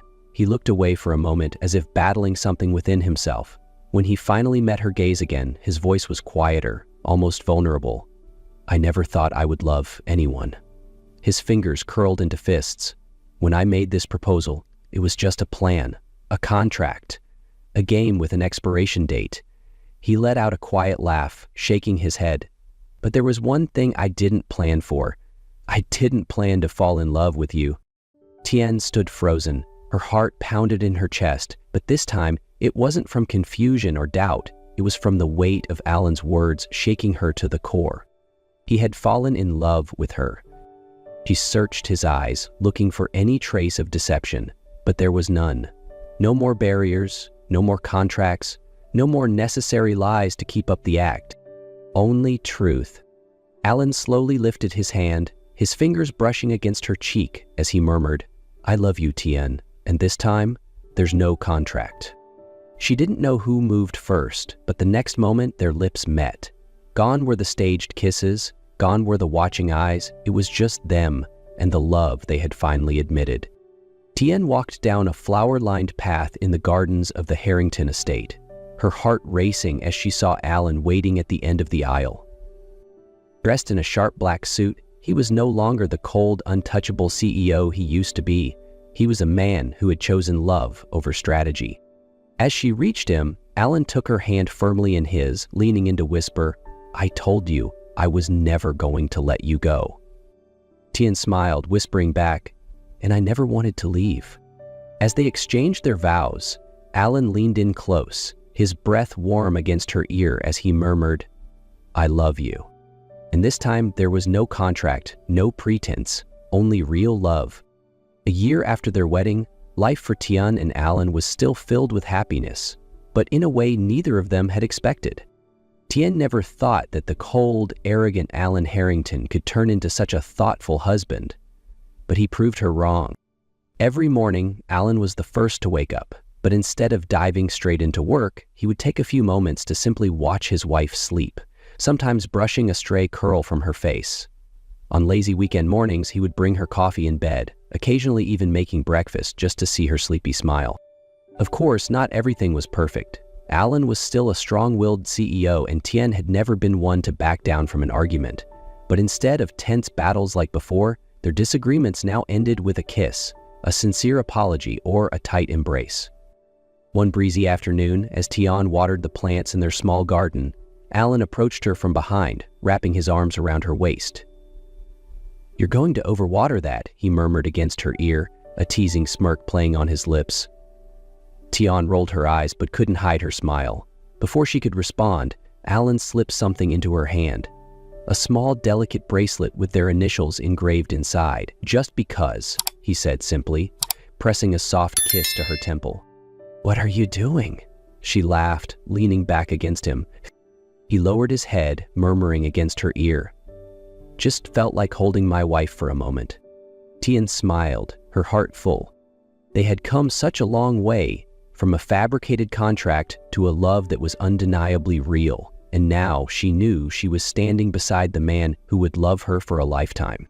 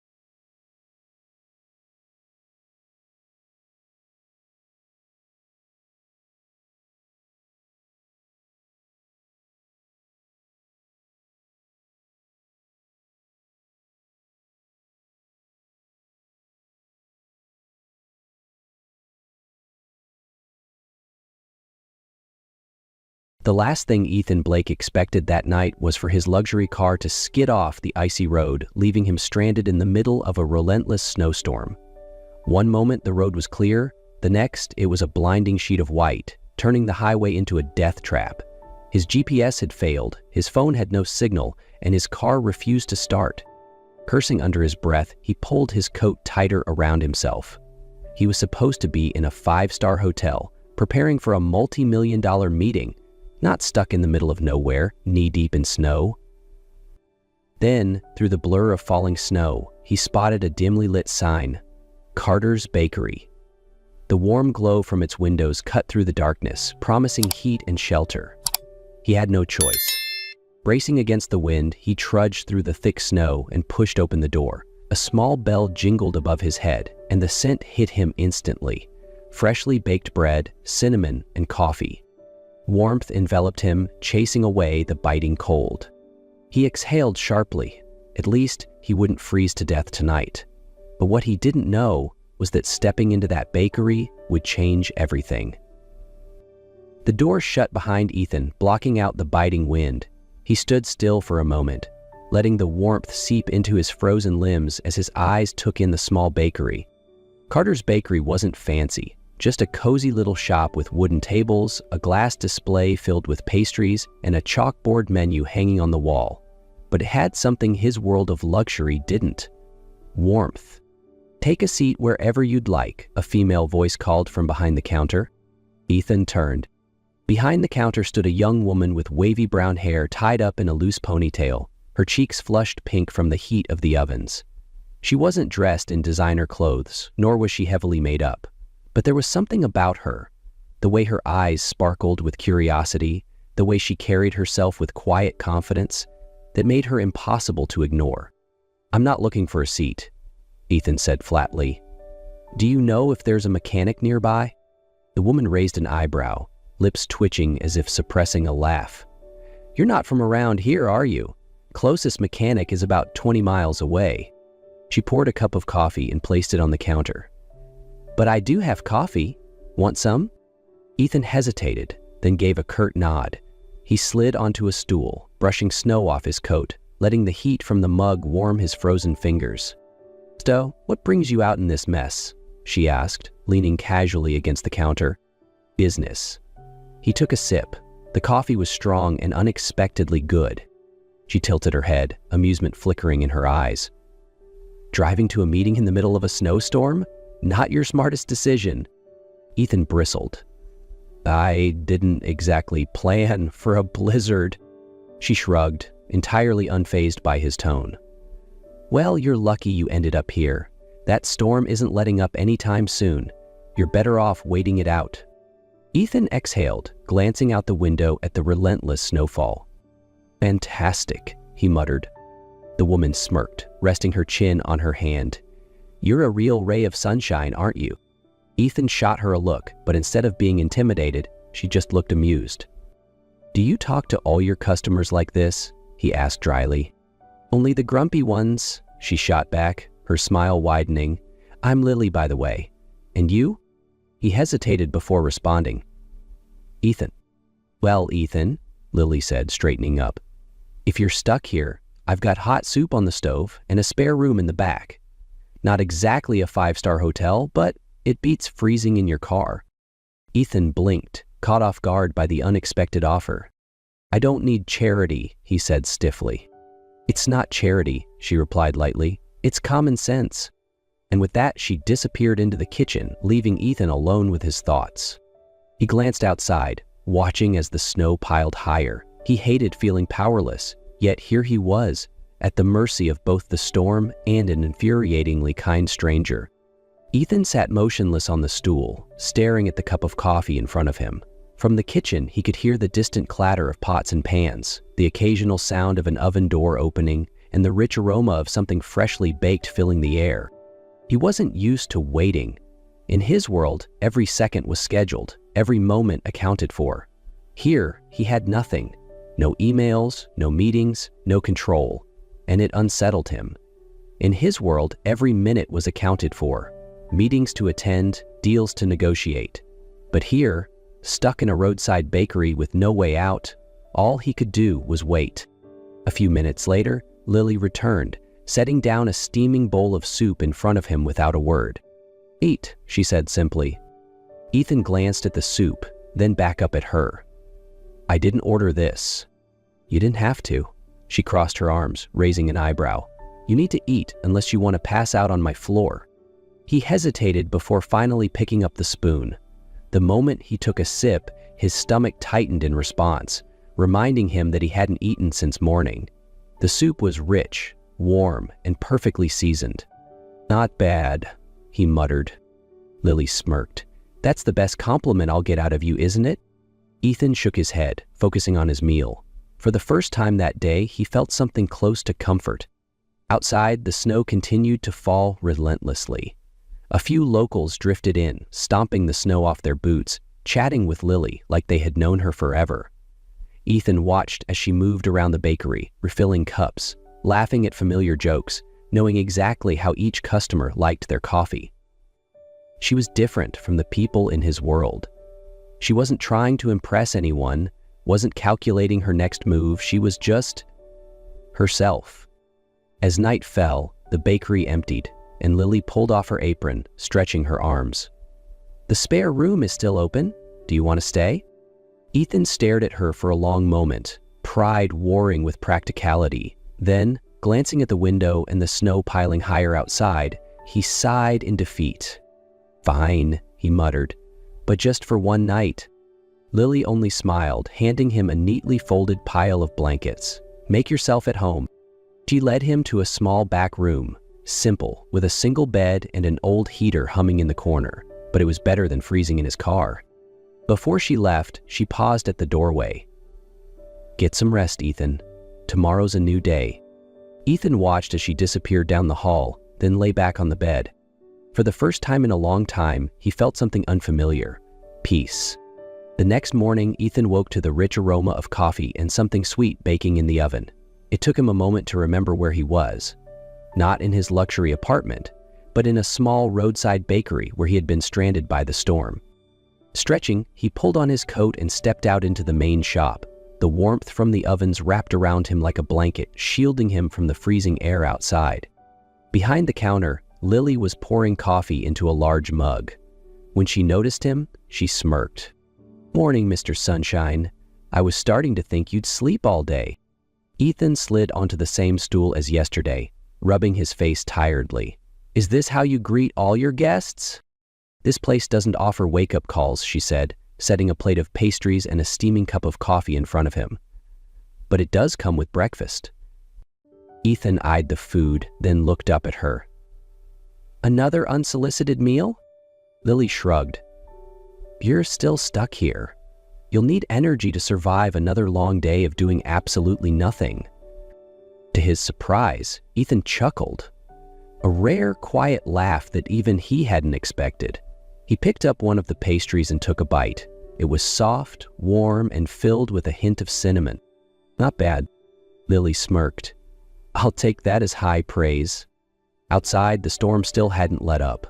Ethan glanced at the window, expecting to feel restless, irritated, but strangely, he didn't. Lily's voice pulled him back.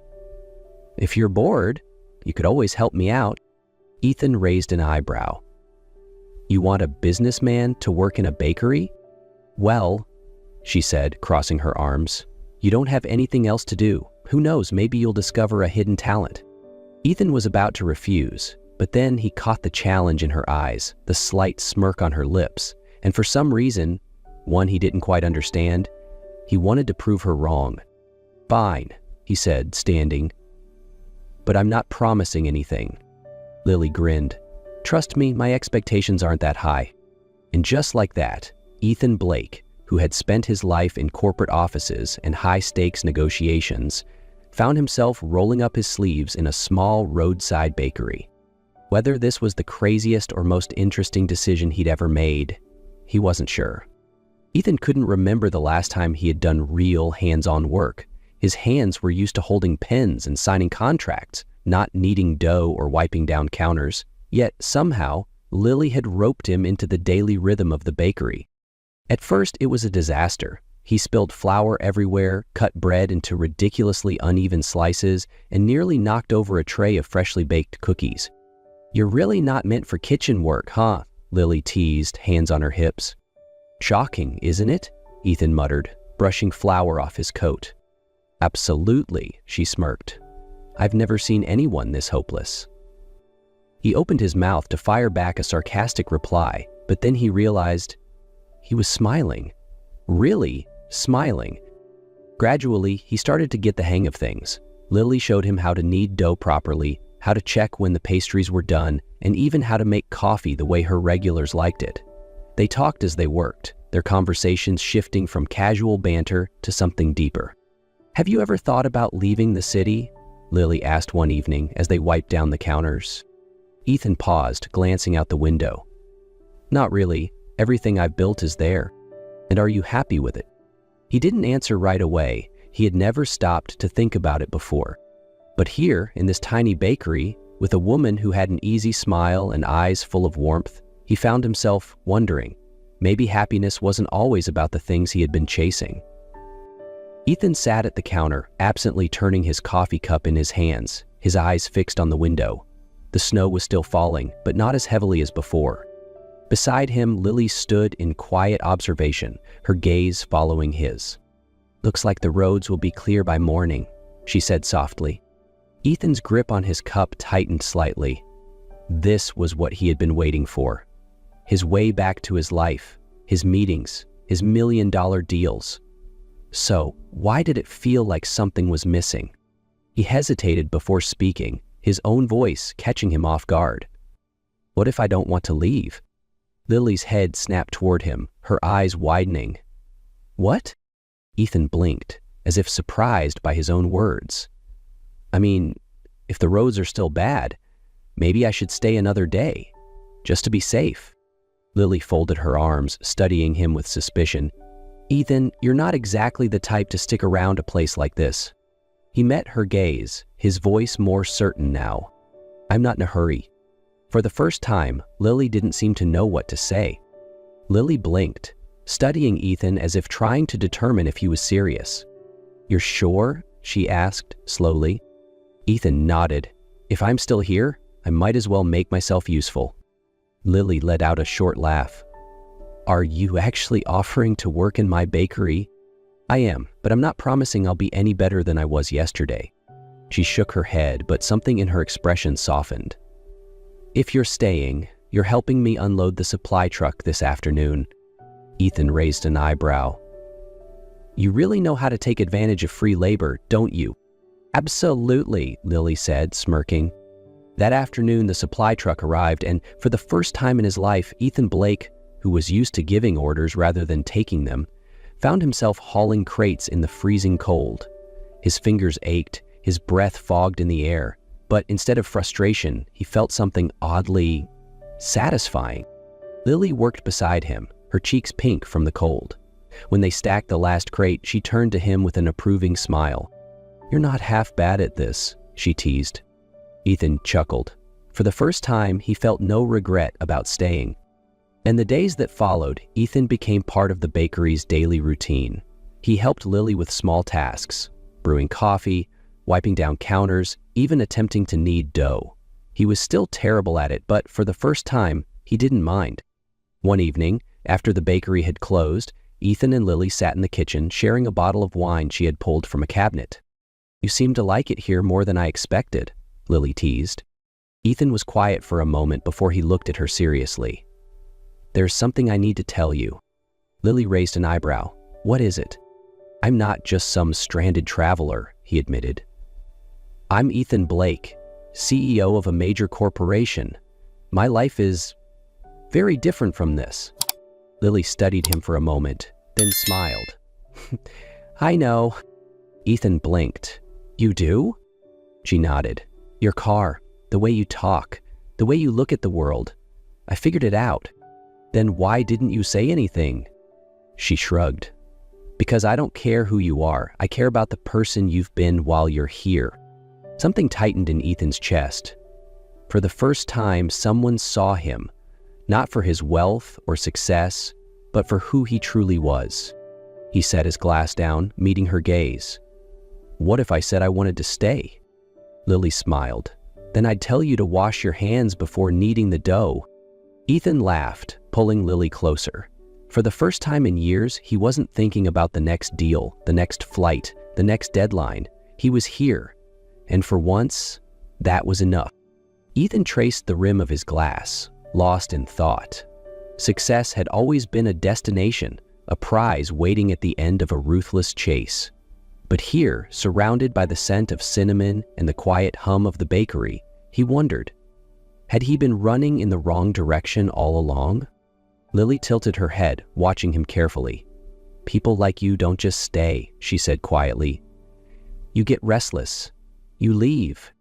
Ethan held her gaze. "Maybe I don't want to leave this time." She studied him for a long moment, searching for hesitation. But for the first time, she found none. Outside, the snow had stopped falling. The town was still blanketed in white, untouched and waiting. Ethan glanced at his phone. Flights, meetings, deals, everything he had built waiting for him. But then he looked at Lily, flour dusting her hands, warmth in her eyes, and something in his chest settled. Maybe for the first time he wasn't waiting for something else. Maybe he had already arrived.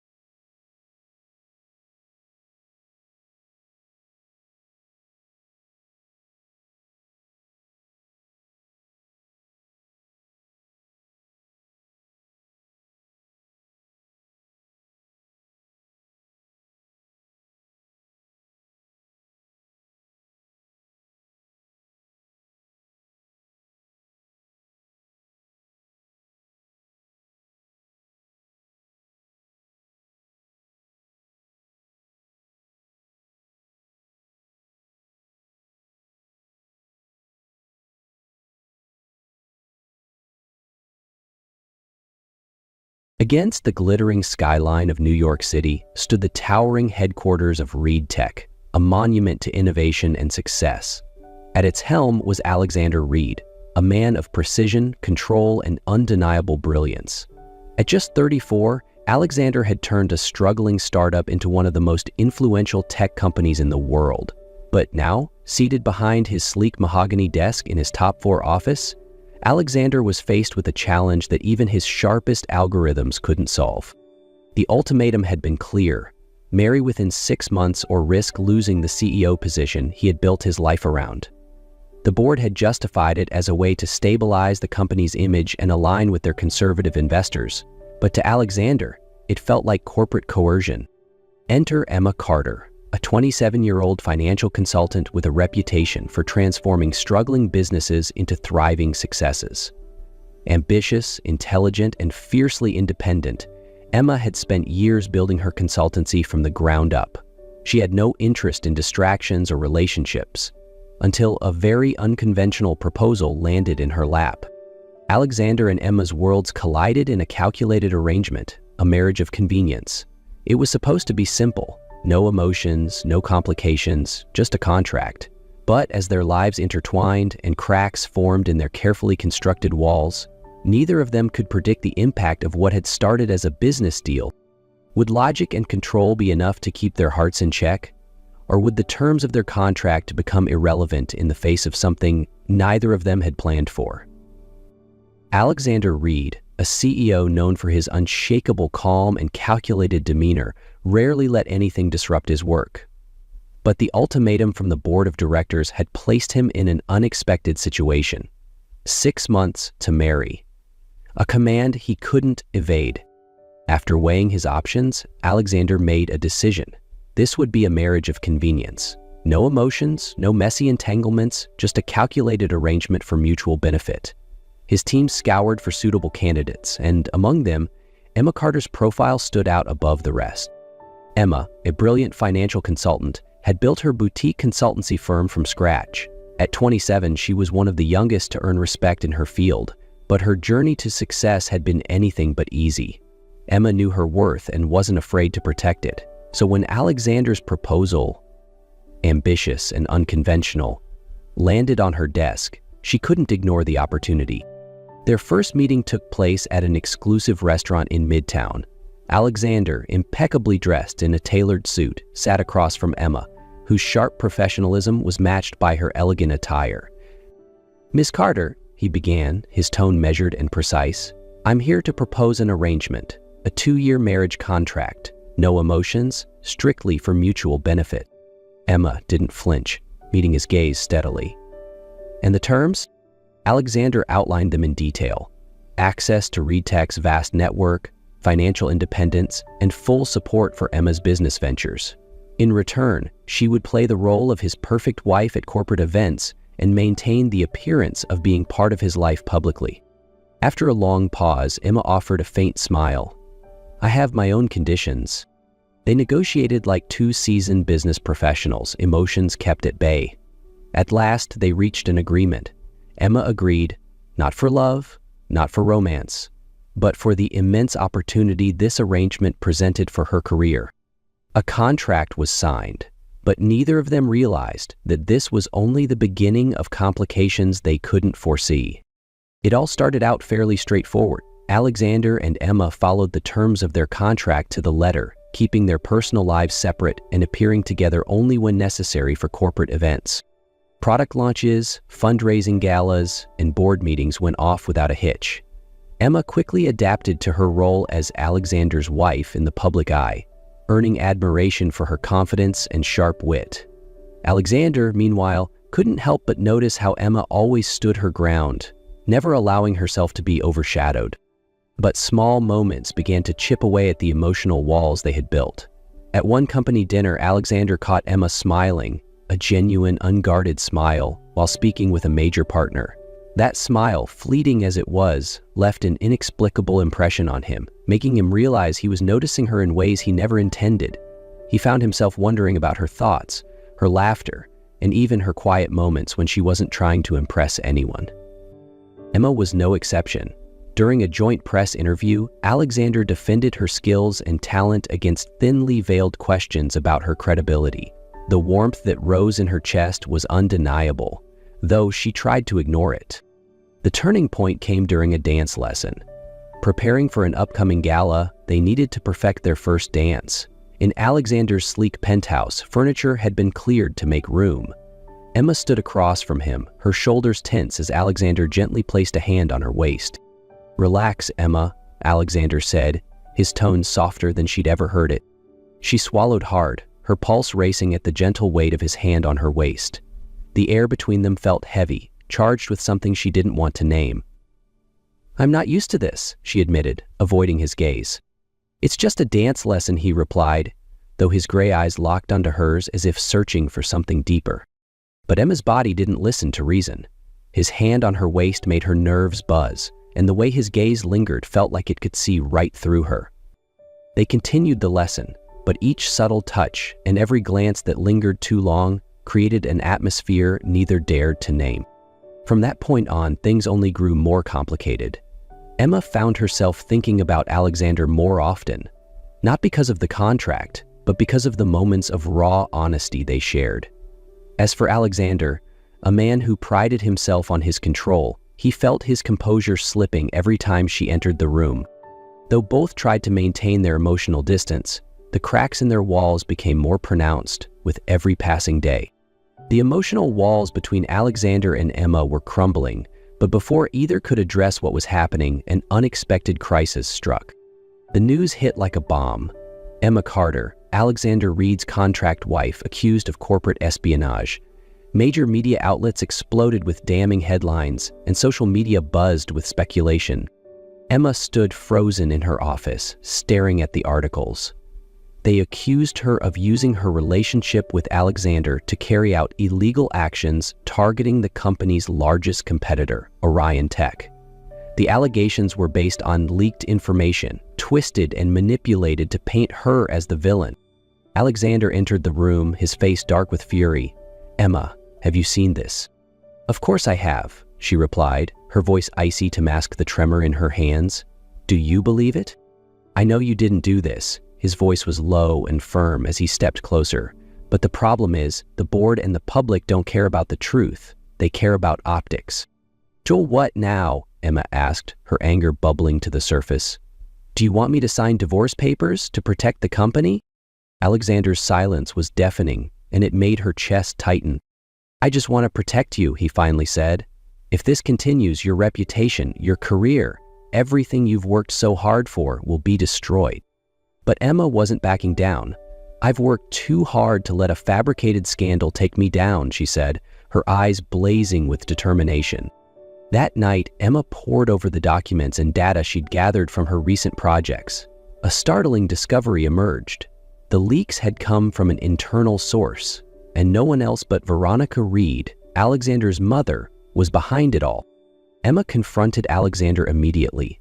"It was your mother. She leaked the information and twisted it against me." Alexander froze, and then his face hardened. "If that's true, she didn't just betray you. She betrayed the company." The next morning, at an emergency board meeting, Emma and Alexander presented their evidence: encrypted emails, suspicious financial transactions, and documents tying Veronica to Orion Tech. Veronica, seated across the table, couldn't hide her shock as the board members began piecing together the truth. "Everything I did was for this company," she claimed defensively. "No," Alexander replied, his tone calm but cutting. "Everything you did was about control, and you almost destroyed this company because of it." Ultimately, the board forced Veronica to resign and relinquish her shares. The crisis was resolved, but at the cost of a painful confrontation between Alexander and his mother. As the meeting ended, Alexander turned to Emma. "I'm sorry for doubting you, even for a moment." Emma replied, her voice gentle but resolute. "We got through this together. This isn't just your company anymore.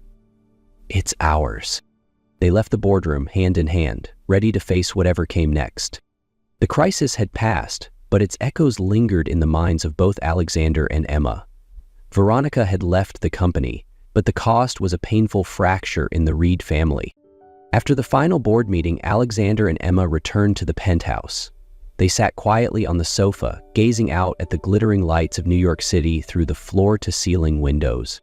"You fought for this company like it was your own," Alexander said, breaking the silence. "I can't begin to tell you how proud I am of you." Emma turned to him, a soft smile playing on her lips. "Because it's not just yours anymore," she replied. "It's ours, and I don't regret fighting for it." Alexander sighed, his gaze full of emotion.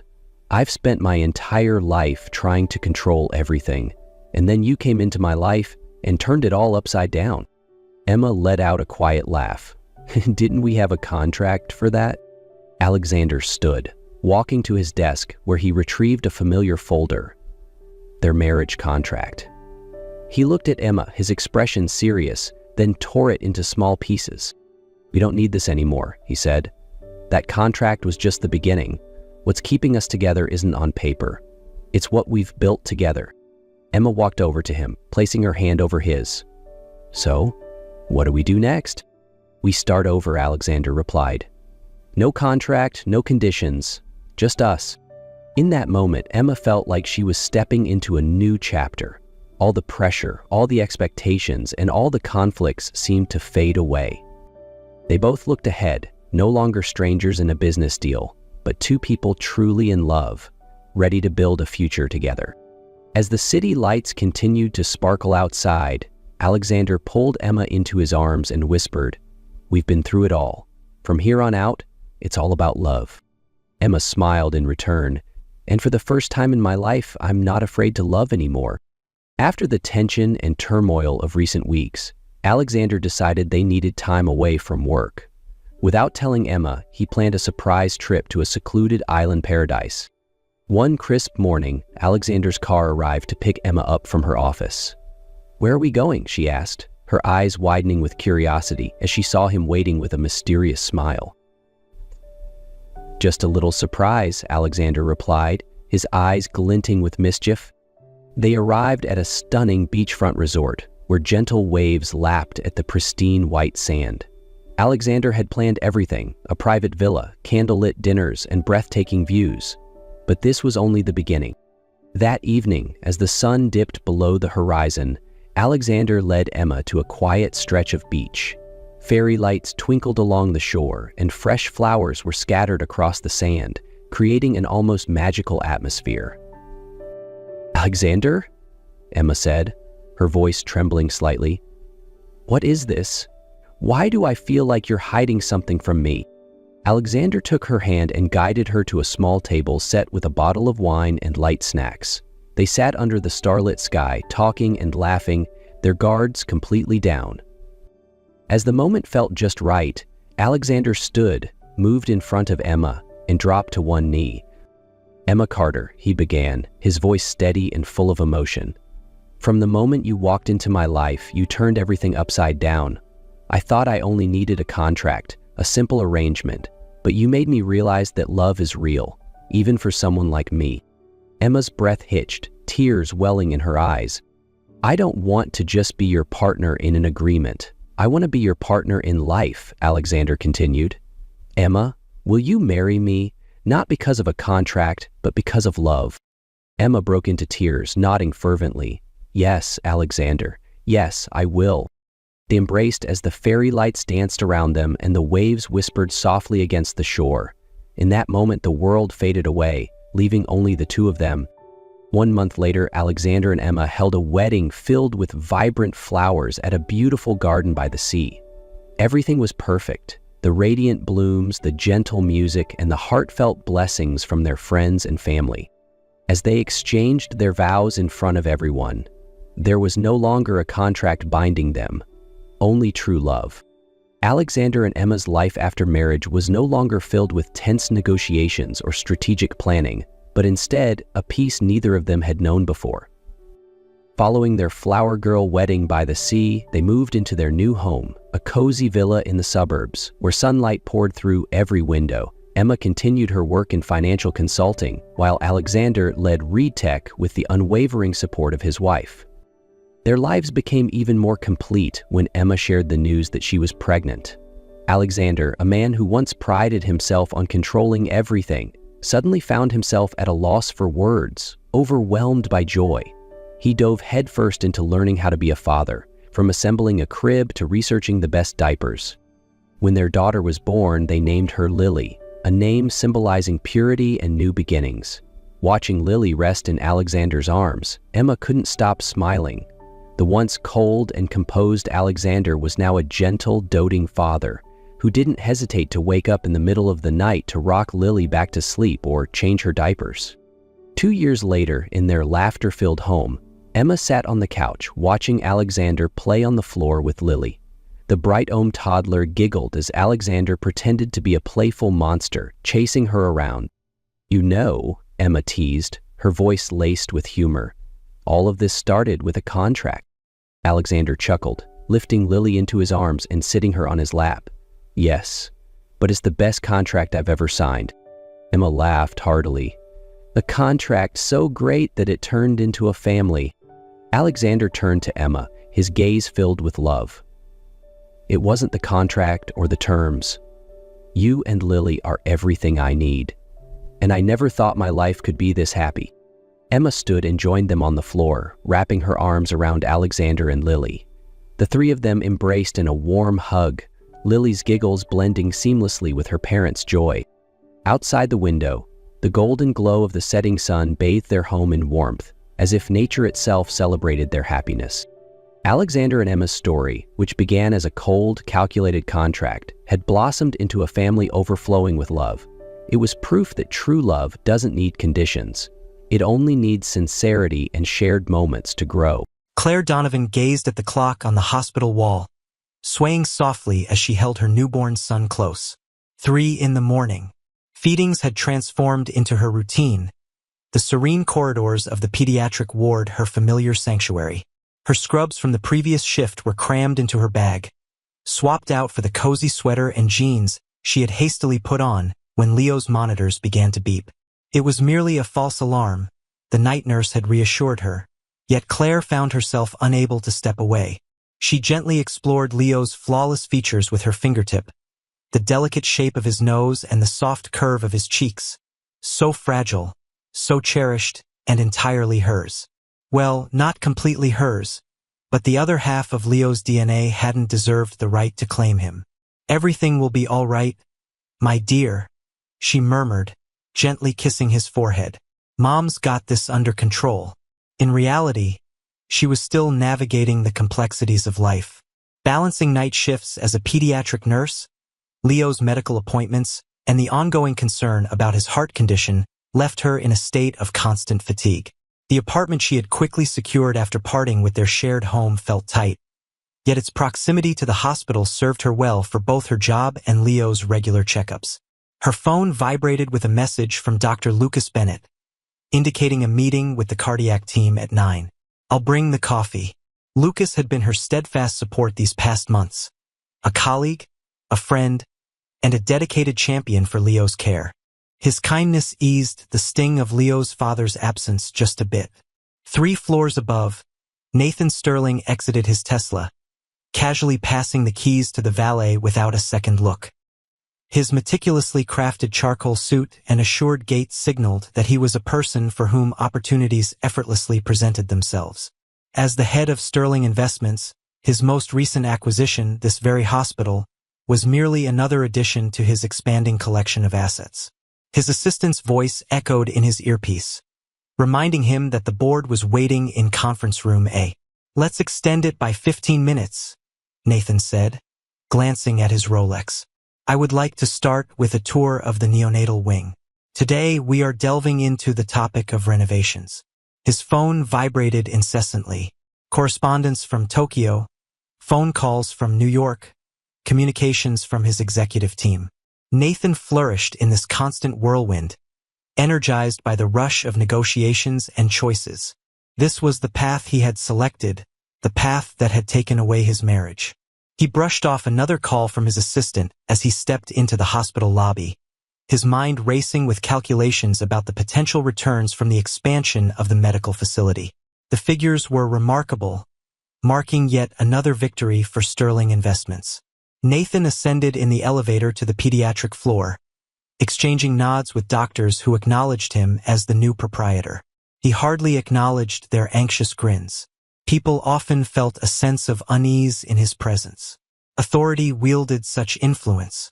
As he rounded the corner leading to the neonatal unit, he meticulously observed the surroundings, cataloging in his mind the areas that required improvement, when suddenly he froze in place.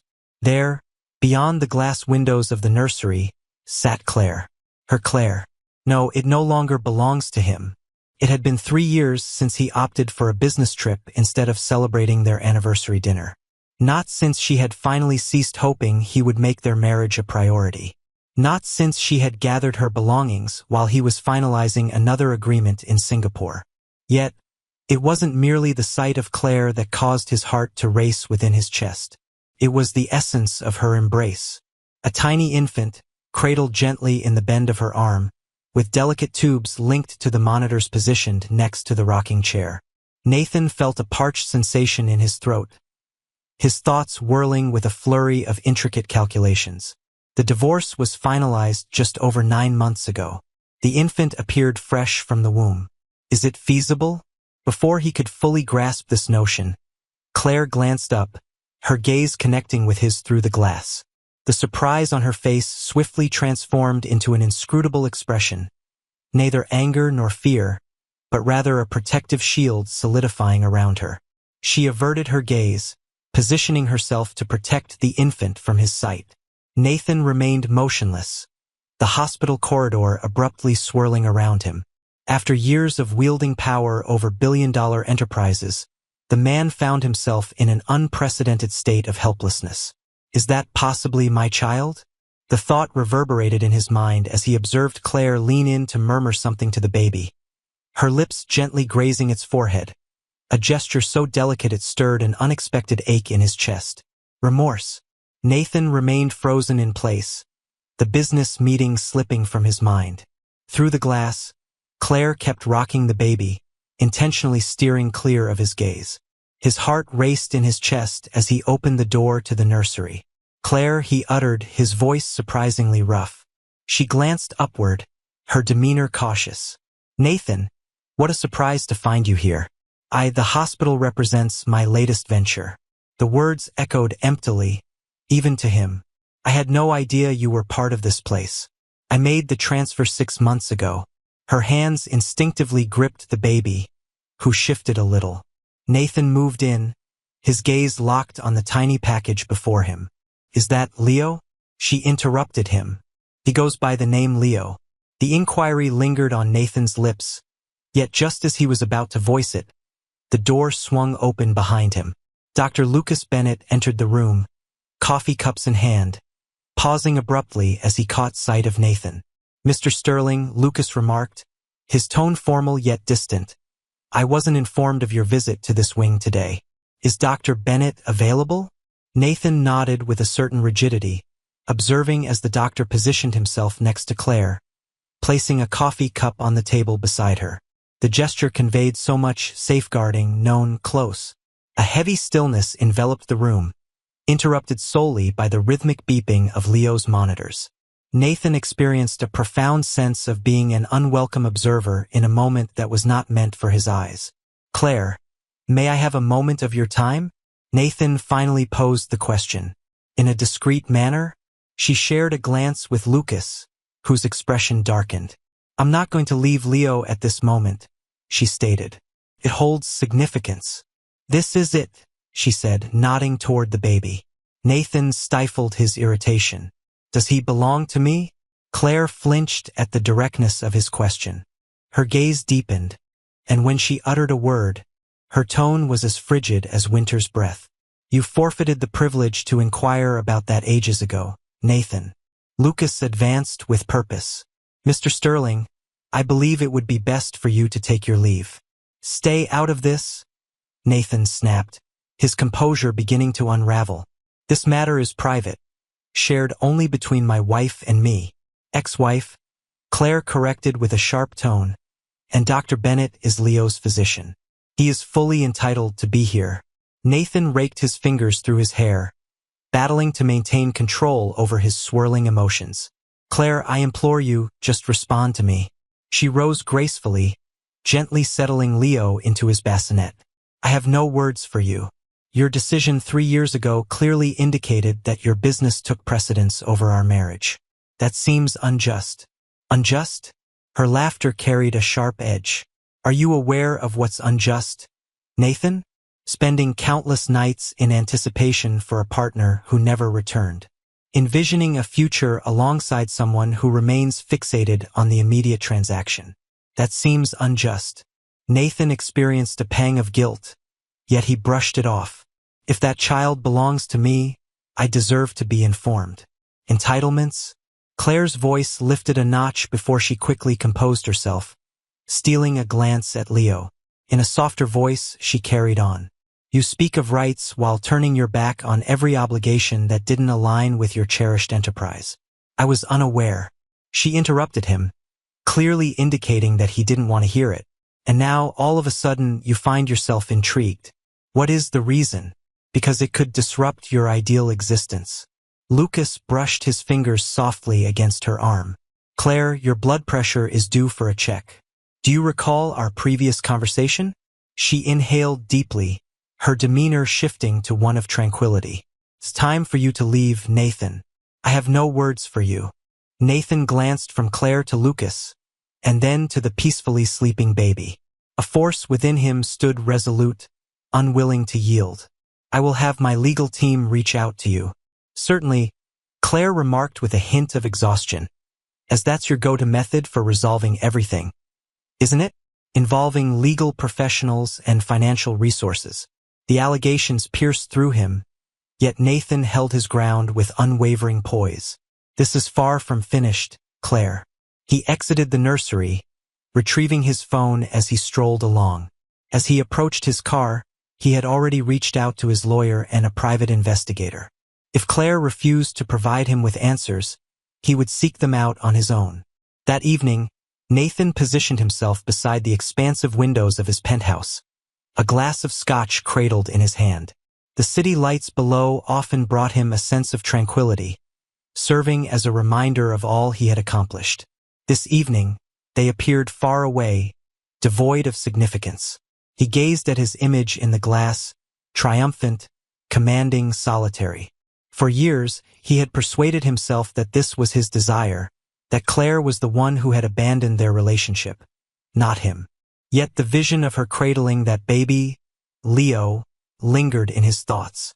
Had he turned his back on more than just a crumbling union? Nathan gulped down his scotch in a single breath. If that child were his, everything would shift, and Nathan Sterling was not a man who welcomed change beyond his control. 3 days later, the report from the private investigator arrived on Nathan's desk. He opened it with a flick, his eyes darting over the contents, irritation mounting with each passing moment. Claire had meticulously concealed her movements. After their divorce, she departed from her previous hospital role, altered her phone number, and relocated to a simple apartment close to the children's hospital. The report established that Leo was born 7 months following the finalization of their divorce. The moment quickened his pulse. If Leo arrived early, which is not unusual with heart conditions, the timeline coincided perfectly with their last evening together before the final dispute that concluded their marriage. Nathan pursued the legal path next, but his attorney brought him some disappointing news. The lawyer clarified over the phone that she is not obligated to undergo a paternity test unless the court mandates it. Furthermore, without significant evidence proving paternity, the court is unlikely to pursue the matter, particularly considering the child's medical condition. What medical condition? Nathan insisted, his grip on the phone tightening. The attorney took a moment to gather their thoughts. The report from the investigator notes the occurrence of routine cardiology appointments. Leo Donovan was born with a congenital heart defect. Nathan concluded the call, the news striking him with an intensity he hadn't anticipated. If Leo were indeed his son, he was a troubled child of whom Nathan had no knowledge. The idea stirred something within him that he had long thought was asleep. He drove to the hospital not as its proprietor, but as a man in pursuit of clarity. He noticed Dr. Bennett exiting the cardiac ward and trailed him to the cafeteria. Dr. Bennett, Nathan approached the table where Lucas sat in solitude. Lucas raised his gaze, a shadow crossing his face. "Mr. Sterling, I'm currently taking my break. I would like to have a conversation with you." Nathan took a seat without an invitation. "Concerning Claire and Leo." "That's not my place," Lucas replied, stirring his coffee thoughtfully. "Are you connected with her?" The question emerged with more intensity than Nathan had meant to convey. Lucas's eyebrows arched in surprise. "That's really not something you need to concern yourself with. It feels as though that child belongs to me." Lucas observed him intently for an extended period. "What's with the sudden interest, Sterling? Your name carries weight before you even arrive. Committed to your organization, separated from all that surrounds." Nathan inclined his body, eager and attentive. "Simply share it with me. Are you the father of Leo?" To his surprise, Lucas let out a brief, mirthless chuckle. "I'm not the father, Nathan, but had you been present, you wouldn't be posing this question to me now." The response left Nathan breathless. "Thus, he belongs to me. I never stated that." Lucas rose, collecting his belongings. Ultimately, the decision of what Claire chooses to share rests solely with her. However, be aware of this. She has endured unimaginable challenges over the past few months. Leo's situation is critical. He requires a sense of stability, not some corporate mogul who suddenly thinks stepping into a fatherly role could be intriguing. "You have no idea who I am," Nathan said, his teeth clenched tightly. "I possess sufficient knowledge." Lucas's voice took on a gentler tone. "I've gathered the remnants you abandoned. Sterling, if you plan to re-enter their lives, make certain you're prepared for the consequences that come with it." Nathan was left sitting alone. The cafeteria was suddenly overwhelming, filled with blinding light and cacophonous noise, overwhelmed by families that echoed the loss he felt within. The following day, Nathan stood outside the hospital, propped against his car. As Claire stepped out from the staff entrance, she halted abruptly at the sight of him. "Are you following me now?" she inquired, shifting her bag on her shoulder. "It's time for a conversation, Claire." Nathan advanced with purpose. "Not as adversaries. Not involving attorneys. Silence speaks volumes. There is so much to express." He obstructed her way, not menacing but determined. "I wish to avoid any involvement with investigators or legal disputes. Simply share the reality with me. Could I be Leo's father?" Claire's eyes sparkled with fury, then settled into a weary acceptance. She surveyed the parking lot, then turned her gaze back to Nathan. "Indeed," she finally uttered the word, and it struck him with the force of a tangible impact. "Indeed, he belongs to you." Nathan sensed the ground tremble under him. "A dad." He held the role of a father. "Why didn't you share that with me?" he successfully inquired. "When was the right moment for me to share this with you, Nathan?" "Throughout our divorce, when you were preoccupied and unable to be present at the hearings. During your time in Dubai, finalizing that hotel agreement. Or perhaps it was during our last argument, when you mentioned that a child would merely divert your focus from your cherished career." The recollection hit him. A fierce exchange, phrases hurled like projectiles. He had uttered those words, brushing aside her longing for a family with such indifference. "I was already expecting at that time," Claire continued, her voice trembling just a bit. "I had everything arranged for that evening, a lovely dinner planned, and a small gift box containing baby shoes ready to share with you. However, you were quite explicit about your priorities." Nathan was overcome with a wave of nausea. "Claire, I was unaware." She clarified that you weren't interested in knowing. "Following that night, I resolved that my child deserved more than a father who viewed him as a burden." The sting of her words was undeniable, yet Nathan found himself unable to refute them. In his relentless pursuit of greatness, he had unwittingly shattered the very core of what truly held significance. "I wish to see him," Nathan murmured, "to truly meet him." Claire gazed at him intently, her eyes scanning his features. At last, she gave a nod of agreement. "On the morrow. Arrive at 2. But Nathan, her tone grew steely. "Refrain from making commitments that you cannot fulfill. Leo faces plenty of challenges already. There's no need to add disappointment to the mix. Nathan reached Claire's apartment precisely at 2 o'clock, a plush bear cradled under his arm. He paused before knocking, a wave of uncertainty washing over him. For a man accustomed to making million-dollar decisions with ease, the simple act of meeting his own son filled him with dread. Claire opened the door, her demeanor cautious. She donned casual jeans and a cozy sweater, her hair swept back in a carefree ponytail, a stark contrast to the polished corporate wives Nathan usually mingled with, yet somehow more captivating than he recalled. "You arrived," she remarked, moving aside to allow him entry. "I stated my intention to do so." Nathan stepped into the modest apartment, instantly appreciating its straightforward charm. There are no lavish decorations or costly artwork. Simply cozy, familiar furnishings, thoughtfully positioned in a space clearly tailored for a baby's requirements. A stark contrast to his pristine penthouse. By the window, in a bassinet, Leo rested, his small hands clenched into little fists atop a soft blue blanket. Nathan moved forward with caution, his heart racing in his chest. "He's resting," Claire murmured gently. "This morning he had tests that drained his energy." Nathan nodded, speechless as he looked down at his son. Leo's visage exuded tranquility as he slumbered, his chest gently rising and falling with every breath. A slender tube extended from his nose to a compact oxygen tank positioned next to the bassinet, while a monitor emitted soft, rhythmic blinks in the vicinity.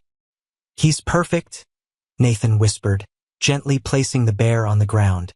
She nodded in agreement, a true smile momentarily warming her expression. "Despite it all, he remains flawless." Nathan cleared his throat, grappling with a surge of unexpected emotion. "Please, share details about his condition." Claire indicated the sofa with a wave of her hand. As they sat, she articulated in precise language that failed to mask her suffering. "It is referred to as hyperplastic left heart syndrome. The left side of his heart, in essence, failed to develop correctly. He has undergone one surgery so far, but additional procedures will be necessary, ultimately leading to a transplant." "A transplant?" Nathan echoed, astonished. "When will it happen?" "In the coming months, preferably. He's on the list, but pediatric hearts," her voice faded, "are uncommon," Nathan concluded. The ramifications struck him profoundly. While his son battled for survival, Nathan remained entirely unaware, consumed by the pursuit of acquisitions and profit margins. "What should I do?" he inquired. Claire's gaze held a hint of doubt. "What brings you to this moment, Nathan? After all this time, what has sparked your sudden interest?" "It's because he's my son," Nathan stated plainly. The weight of those words struck him, surprising and intense. "He was still your son when I expressed my desire for a family." The memory stung as Nathan recalled how unmistakably you had expressed that children were not in your vision. "I acknowledge my mistake." "Were you? Or are you simply swept away by the excitement of realizing you have a child?" Claire's voice took on a steely edge. "Since Leo is not just another fleeting business endeavor to get enthusiastic about for a short time before shifting focus to something else." Her words pierced deeply, for they held an undeniable truth.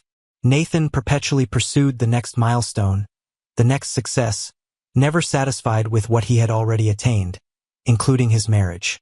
Before he could reply, Leo began to stir, emitting soft, fussing sounds. Claire swiftly approached him, lifting him effortlessly with her practiced skill. Nathan observed, captivated, as she held their son gently against her shoulder, whispering tenderly to calm him. "Would you care to hold him?" she inquired, catching Nathan off guard. He nodded, a wave of anxiety washing over him. Claire gently nestled Leo into his embrace, carefully positioning his hands to ensure the baby's head was well supported. Nathan looked down at his son's face, now alert and meeting his gaze with dreamy blue eyes. "Hello, Leo," he murmured gently, sensing a bond that went beyond reason or corporate tactics. This was raw, elemental, a parent acknowledging their offspring. Leo's small hand grasped Nathan's finger with unexpected vigor. In that instant, what once appeared to be paramount, transactions, financial ventures, the relentless pursuit of riches, now seemed empty when measured against this singular, flawless connection. "He needs that transplant," Nathan said, glancing up at Claire. "No matter the expense or the effort required, I will ensure it comes to fruition." Claire's demeanor grew resolute. "This is not a problem that can be solved with financial resources, Nathan. So what is it that you seek from me?" he inquired, irritation creeping into his tone. "I don't want anything from you," she replied. "The inquiry stands. What are you prepared to offer, Leo? It's not merely about finances or relationships, but rather the investment of time, the dedication, and the consistency that you could never offer to our union." Nathan gazed down at Leo, who had drifted off to sleep in his embrace. The infant's chest gently rose and fell with delicate breaths, while the monitor nearby recorded every cherished heartbeat. "I want to try," he said softly. "I understand that I may not be worthy of another opportunity, yet Leo truly deserves a father." Claire remained quiet for an extended pause, observing him intently. At last, she gave a nod of agreement. "You may go see him, but Nathan," with her gaze fixed on his, "be cautious not to promise what you cannot fulfill. Leo's life is already filled with complexities. He doesn't need the weight of disappointment on his shoulders." Nathan gently returned Leo to Claire, their fingers lightly grazing each other in the moment. "I will not disappoint him, nor you." As he stepped out of the apartment, Nathan sensed a transformation within, a realignment of his priorities that no corporate gathering or negotiation had ever evoked. After a long time, his thoughts shifted from aspirations of gain to reflections on potential losses. Nathan stepped back into his office the following day, infused with a renewed sense of determination. He assigned meetings to his executive team and freed up his afternoon, a move his assistant couldn't recall him ever making before. He instructed her to cancel his flight to Chicago and to reschedule the investor call. "But sir, that arrangement has been in development for months," she argued. Nathan hesitated, the familiar urge to focus on work momentarily clashing with his fresh commitment. "Can hold off for another week. I have more pressing concerns to address at this moment." By noon, he had reached out to the leading pediatric cardiac specialists in the nation and set up consultations regarding Leo's case. He composed an email to Claire containing the details, then erased it. This was no longer a matter of simply throwing money at the issue. He had to demonstrate to Claire his dedication in ways that truly resonated with her. Upon his arrival at the hospital that evening, he bore no presents, nor did he perform any elaborate acts. Instead, he approached the nurse at Leo's station with a straightforward inquiry. "Could you guide me on the correct way to hold him, considering all the tubes and monitors involved?" The nurse, Jenny, as indicated by her badge, appeared taken aback, yet she nodded in agreement. "Absolutely, Mr. Sterling." Nathan dedicated the following hour to mastering the fundamentals of Leo's care, familiarizing himself with the monitors, understanding when to seek assistance, and learning the proper way to hold him without disrupting his oxygen line. His hands seemed awkward, oversized for such intricate tasks. Yet he continued on. Upon Claire's arrival after her shift, she discovered Nathan in an awkward predicament, attempting to change Leo's diaper. His expression was so intensely focused that it nearly brought a smile to her lips. "You're approaching it all wrong," she remarked, placing her bag on the ground. Nathan looked up, a flush of embarrassment creeping over him. "Putting on a diaper can be done incorrectly. There's certainly an incorrect method to secure the tabs," Claire remarked, moving alongside him to illustrate. Similar to this, as her fingers grazed his while she made adjustments to his work, a fleeting sensation washed over them, reminiscent of the collaboration they once shared, before aspiration and disregard had driven them asunder. Nathan explained that he had come straight from work. "I aim to understand the routines to contribute in some way." Claire's astonishment was unmistakable. "I assumed you would simply bring in an expert or something similar."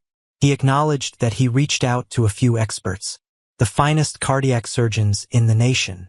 "However, that doesn't seem sufficient, does it? Leo requires more than mere medical attention." Claire observed him closely, attempting to make sense of this man in contrast to the husband who had repeatedly prioritized his career over their relationship. This is not a fleeting moment, Nathan. Leo's situation entails a long journey of care, numerous appointments, and potentially additional surgeries. He acknowledged it with a straightforward response. Your history with long-term commitments leaves much to be desired. Nathan recoiled at her words, yet chose not to contest them. I am worthy of that. Yet transformation is possible, Claire. At times, all it takes is the perfect motivation. Leo started to whine, providing Nathan an escape from Claire's doubtful stare. With a gentle motion, she lifted their son, cradling him against her shoulder as if it were second nature. Nathan mentioned that there's a hospital board meeting scheduled for tomorrow regarding funding for the pediatric cardiac unit. Claire sighed, determined to ensure that Leo's transplant would take precedence. Observe, this is precisely what I am referring to. You continue to seek solutions through your power and wealth. What's the issue with utilizing what I possess to assist our son? Nathan argued. What Leo truly requires from you isn't money or connections, Claire stated, her tone gentle yet resolute. He requires a father who is present, not merely during convenient moments or when he can come in and play the savior. The weight of her words struck Nathan profoundly. He had always held a strong conviction about addressing issues with clarity and purpose. Yet, being a father transcended mere commerce. The matter could not be settled through a signature or a wire transfer.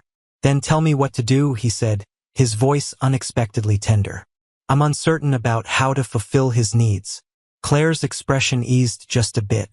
Begin by being present, not out of obligation but out of desire. You observe his daily habits. You embrace him in his sorrow, even when you can't mend the source of his tears. You prioritize the needs of others over your own. Nathan inclined his head with deliberation. I wish to give it a shot. In the weeks that followed, Nathan crafted a new routine. Each evening after work, he made his way to the hospital, stepping in to care for Leo for a few hours, allowing Claire some much-needed rest, while he immersed himself in every detail of his son's condition. He stood by when Leo faced a night of turmoil, his oxygen levels plummeting to alarming lows. Nathan observed, a sense of powerlessness washing over him as medical staff hurriedly surrounded the small bed. Claire beside him, tears cascading down her cheeks. Please don't take him, Nathan found himself whispering. Not now, not when I've just discovered him. Amidst the turmoil, Claire sensed his presence, her hand instinctively reaching for his. They stood side by side, bound by a mix of dread and deep affection for their son, while the medical team worked diligently to stabilize Leo's condition. Later, as Leo drifted back into a serene slumber, Dr. Bennett made his way toward them in the corridor. We must accelerate the timeline for the transplant, he stated with a serious expression. His heart struggles to maintain its pace. What actions shall we take? Nathan inquired, his grip on Claire's hand unwavering. We wait, Claire replied, her voice empty, and hold on to the hope that a donor will become available in time. Nathan gazed at their intertwined fingers, then shifted his attention to Claire's weary expression. In that instant, he vowed quietly, not only to Leo but to her too. In this moment, he would embody the figure they required him to become. 2 weeks later, Nathan found himself in his office, gazing at spreadsheets that had previously occupied his every thought. The figures faded into insignificance, overshadowed by the relentless gaze he cast upon the heartbeat monitor displayed on his phone, an application that Claire had hesitantly permitted him to install, granting him access to Leo's essential health metrics. The intercom emitted a buzz. Mr. Sterling, the investors from Tokyo are on line 1. Let them know I'll return the call tomorrow, Nathan said, as he began to put on his coat. A call had come from the hospital. Leo's condition had worsened overnight. As he drove, Nathan pondered the swift transformations life had undergone. The individual who previously postponed his anniversary dinner for a work obligation now frequently left conference calls abruptly when Leo required his attention. His executive team was perplexed, and his board grew more anxious by the moment. Nathan Sterling, renowned for his relentless dedication to his work, found himself sidetracked, and for the first time ever, he felt indifferent. Upon his arrival at the hospital, he discovered Claire and Dr. Bennett engaged in a quiet discussion just outside Leo's room. Claire's eyes were rimmed with red. Her posture slumped in a manner that made Nathan's heart tighten. "What has transpired?" he inquired, stepping into their midst. Bennett's expression was serious. "Leo's heart function has diminished considerably. He's been elevated to the highest priority on the transplant list, but what now?" Nathan insisted. "However, hearts for infants are quite uncommon," Claire concluded, her voice empty. "When they finally become accessible, one must navigate intricate compatibility challenges and logistical considerations." Nathan raked his fingers through his hair, a sense of frustration mounting within him.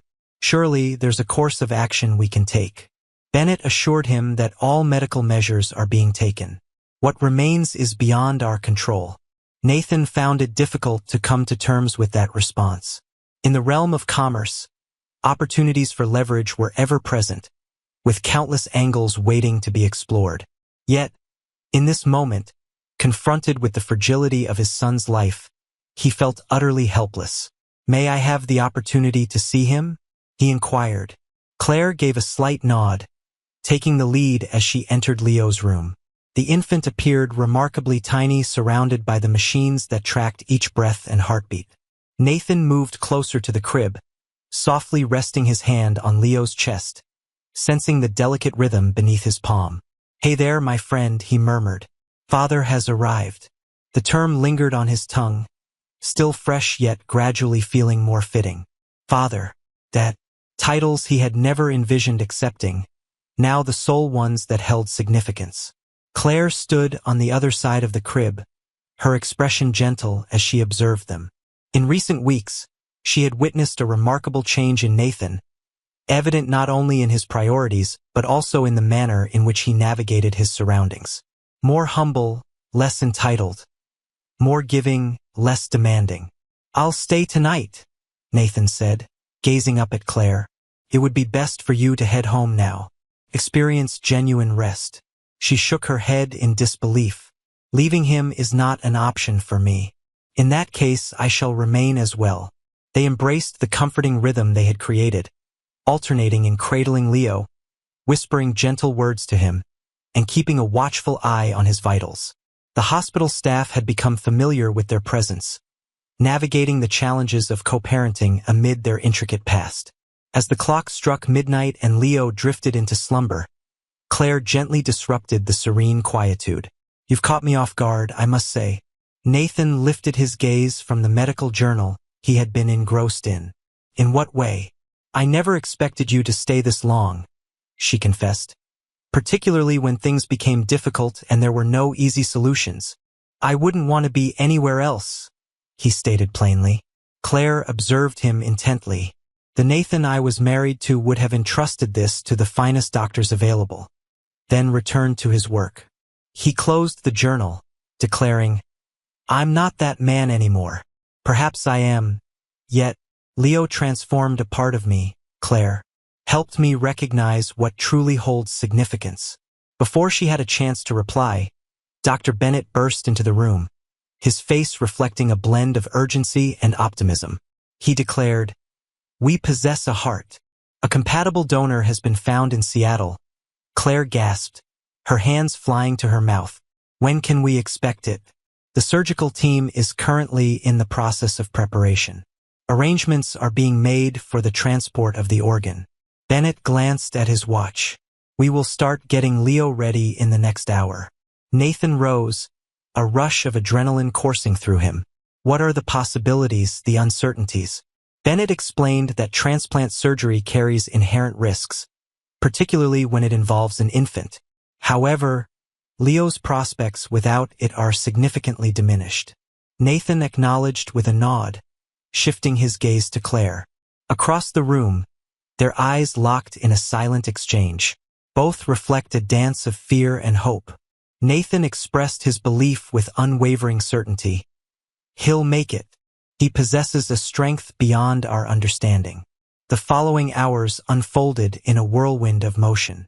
consent forms, pre-surgical protocols, final moments with Leo before the nurses escorted him away. As they pushed the small crib toward the operating room, Claire grasped Nathan's hand, holding it firmly. They trailed closely, halting at the doors designated for authorized personnel only. A nurse assured that she would provide updates during the entire procedure. "This is it," Claire murmured as the doors shut softly behind their son. In that moment, standing in the sterile hospital corridor, Nathan felt an overwhelming mix of terror and connection, not only to Leo but also to Claire, the woman he had once promised to cherish, only to gradually push aside as his ambition took center stage. Time seemed to drag on interminably in the surgical waiting room. Claire moved restlessly, alternating between sitting and pacing. Nathan brought coffee that neither of them could bear to drink.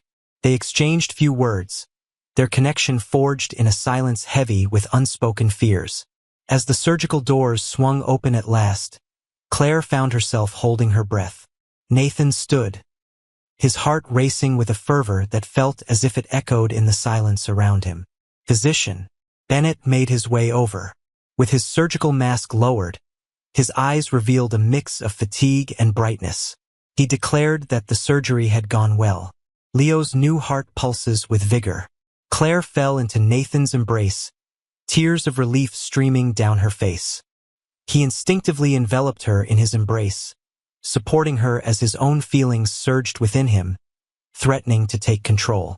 After years apart, Nathan embraced the woman he had once cherished, not as a husband grasping for control, but as a father experiencing the most significant moment of his existence. The initial week following Leo's transplant unfolded in a careful haze, as Nathan and Claire kept their watchful eyes peeled for any indication of rejection or complication. Every encouraging update from the doctors seemed like a new breath of fresh air they could finally embrace. By the second week, Leo's extraordinary strength of character became evident. His complexion brightened, his breaths became more even, and the devices encircling his bed slowly diminished as he regained his strength. "He is surpassing what we anticipated." "Physician," Bennett shared with them one morning while making his rounds. "His body is embracing the new heart wonderfully." Claire offered a weary smile, the weeks of concern reflected in the dark circles under her eyes. "When will we be able to bring him home? Should he persist in this manner, maybe in a fortnight," Bennett responded. "It is essential to ensure that the immunosuppressants are meticulously balanced." Nathan, engrossed in his phone as he sifted through his emails, finally lifted his gaze. 14 days? So soon?" Bennett gave a slight nod. Leo embodies the spirit of a warrior. Once the doctor departed, Nathan sat in silence, his gaze fixed on his son, a myriad of emotions swirling within him. "What seems to be the issue?" Claire inquired, observing the tension etched on his forehead. "Everything's fine," he replied hastily. "It's simply residence. I came to understand that I'm uncertain about what that entails for Leo, for our benefit." The inquiry lingered in the air, brimming with untold potential. They had operated as a cohesive unit throughout the turmoil, yet neither had confronted the implications of what lay ahead. Claire confessed that she hadn't considered that yet. "I have dedicated all my attention to ensuring he makes it through the surgery." Nathan paused, weighing his words carefully before he began to speak. "I desire to be included in his life, Claire. It's more than just hospital visits and medical choices. All things. Could you clarify how that would function precisely?" she inquired, her tone measured. "Your penthouse isn't particularly suited for little ones. Your timetable has consistently overlooked the needs of family life." "I can alter that," Nathan remarked. "I have already begun." It was indeed true. In the last month, Nathan entrusted greater responsibilities to his executive team, eliminated unnecessary travel, and reorganized his workday to conclude by 6. His board members expressed their concerns. His competitors watched with intrigue. Yet Nathan was realizing that the empire he had constructed could thrive without his unwavering oversight. "I've been exploring houses," he continued, as Claire remained silent. "A location nearer to the hospital, featuring a yard, a place for nurturing young minds." Claire gazed at him, her expression one of astonishment. You truly mean business with this. I have never approached anything with such seriousness before. He edged nearer, mindful to lower his voice as he approached Leo's bedside. I understand that the past is unchangeable, yet I have the power to embrace the present moment. Not out of obligation, simply because I desire to. Claire observed him intently, seeking the familiar Nathan, the one who had made unfulfilled promises, who valued achievement above genuine relationships. Instead, she perceived an unfamiliar presence. A person who understood the essence of commitment, returning consistently not for accolades or gain, but driven by a deep affection. Perhaps we could approach this gradually, she finally suggested, extending her hand towards his. Nathan's fingers enveloped hers, radiating warmth and strength. He nodded, taking it one step at a time. The upcoming weeks defined their new routine. As Leo healed, Nathan reshaped his existence with the same fervor he previously dedicated to his professional pursuits. He transformed his home office into a nursery, enlisted the help of a pediatric nurse for the transition, and even took the time to master the preparation of the special formula that Leo needed. Claire regarded these changes with a hopeful yet careful eye. She had experienced pain in the past, witnessing Nathan's passion for their relationship diminish as his job required more of his focus. Yet, this time felt distinct, more stable, less focused on extravagant displays, and more centered on a steady, reliable presence. The moment had arrived to welcome Leo back, not to Claire's cozy apartment or Nathan's lavish penthouse, but to the house Nathan had acquired, a resolution they had come to after extensive conversations. Claire would keep her own residence, yet spend most nights at the house to help Leo adjust. "Welcome home, little man," Nathan murmured softly as they brought Leo inside through the front door. He had firmly asserted his desire to be the one to hold him for this significant moment, cradling the baby with a newfound assurance that would have seemed unfathomable just months earlier. That evening, after placing Leo in his crib with all the monitors meticulously arranged, Claire discovered Nathan on the back porch, gazing at the sunset. "He's fast asleep," she remarked, settling in beside him. Nathan beamed with delight. It's astonishing how swiftly he bounced back. He possesses a strength reminiscent of his mother. Claire rested against the railing next to him. His father is the source of his stubbornness. The serene quiet that enveloped them felt refreshing, devoid of unvoiced grievances or the interruptions of work, but rather tranquil and mutually embraced. "Thank you," Nathan said abruptly. "What for?" "For not abandoning me entirely. Thank you for the update, Leo." He pivoted to meet her gaze. "I understand that I may not be worthy of another opportunity." Claire's demeanor became gentler. "This isn't a matter of worthiness, Nathan. It revolves around making choices. Each day you make the decision to stand by Leo's side. That is what holds significance at this moment. And for you," he inquired softly, "is there a way for me to regain your trust?" She paused, her eyes drifting back to the horizon where the sun was sinking. "Rebuilding trust is a gradual process. However, Claire glanced at him, a subtle smile gracing her lips. "Yet, I've observed the transformation you've undergone. Your commitment to prioritizing Leo and your unwavering presence during challenging times speaks volumes. That's an excellent point of departure." Nathan held back the impulse to seek further details. They had come to a consensus, one step at a time. Once a man who hurried through life in pursuit of the next achievement, he was now discovering the significance of patience. As the shadows deepened, they returned indoors to see how Leo was doing one last time before Claire headed to her apartment. As they stood side by their son's crib, observing the gentle rise and fall of his breathing, Nathan experienced a profound sense of fulfillment that no achievement in his career had ever matched. This was the essence of importance. This was genuine. And whatever lay ahead for him and Claire, he was unwaveringly certain that he would never again overlook what was genuinely important. Half a year post-transplant, the trees in the quaint park were adorned with autumn's vibrant hues as Nathan pushed his son's stroller. Leo, almost a year old, gurgled joyfully from his seat, gesturing at the descending leaves with his plump little fingers. His cheeks glowed with vitality, a stark contrast to the delicate infant who had battled fiercely for life. Indeed, those are leaves, Nathan articulated with calmness, bending down to retrieve a strikingly colorful maple leaf. Look at this one, it's red. Leo snatched the leaf, eager to taste it right away.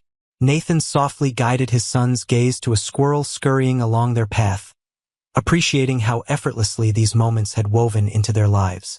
The individual who previously found it difficult to allocate even 5 minutes for a personal conversation now dedicated countless hours on the floor engaging in peekaboo, revisiting the same board books time and again, and exploring the deep philosophical questions surrounding pureed carrots in comparison to pureed peas. His phone vibrated in his pocket, likely another call from the office. Nathan had made his triumphant return to work full-time last month, but this time it was on his own terms. Say goodbye to 80-hour weeks, weekend meetings, and those late-night calls from international partners. He redefined Sterling Investments by assembling a more robust executive team, establishing himself as a strategic advisor instead of overseeing every decision with a fine-tooth comb. The business media had engaged in fervent speculation regarding this metamorphosis, shifting from a merciless corporate powerhouse to a more measured leader. There were those who foresaw the company's demise. On the contrary, employee satisfaction rose, and the more cooperative strategy genuinely enhanced their market standing. Nathan noticed Claire making her way toward him from across the park, her hair dancing in the wind as she greeted him with a wave. Every time he laid eyes on her, a sensation gripped his heart, a blend of sorrow for what once was and a flicker of optimism for what could be.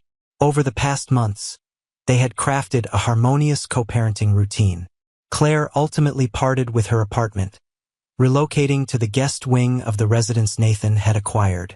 They enjoyed meals together, navigated parenting responsibilities, and increasingly experienced authentic moments of connection that brought Nathan back to their early days, before ambition had taken over his life. Apologies for my tardiness, Claire remarked, leaning down to plant a kiss on Leo's forehead. The transition between shifts extended beyond what was anticipated. Nathan gave a slight shake of his head. We're simply savoring the weather, taking our time. She matched their pace as they moved down the path, their shoulders lightly grazing against one another from time to time. The casual touches had lost their awkwardness. They had started to resemble friends once more, their mutual commitment to Leo mending past hurts gradually over time. What was he like last night?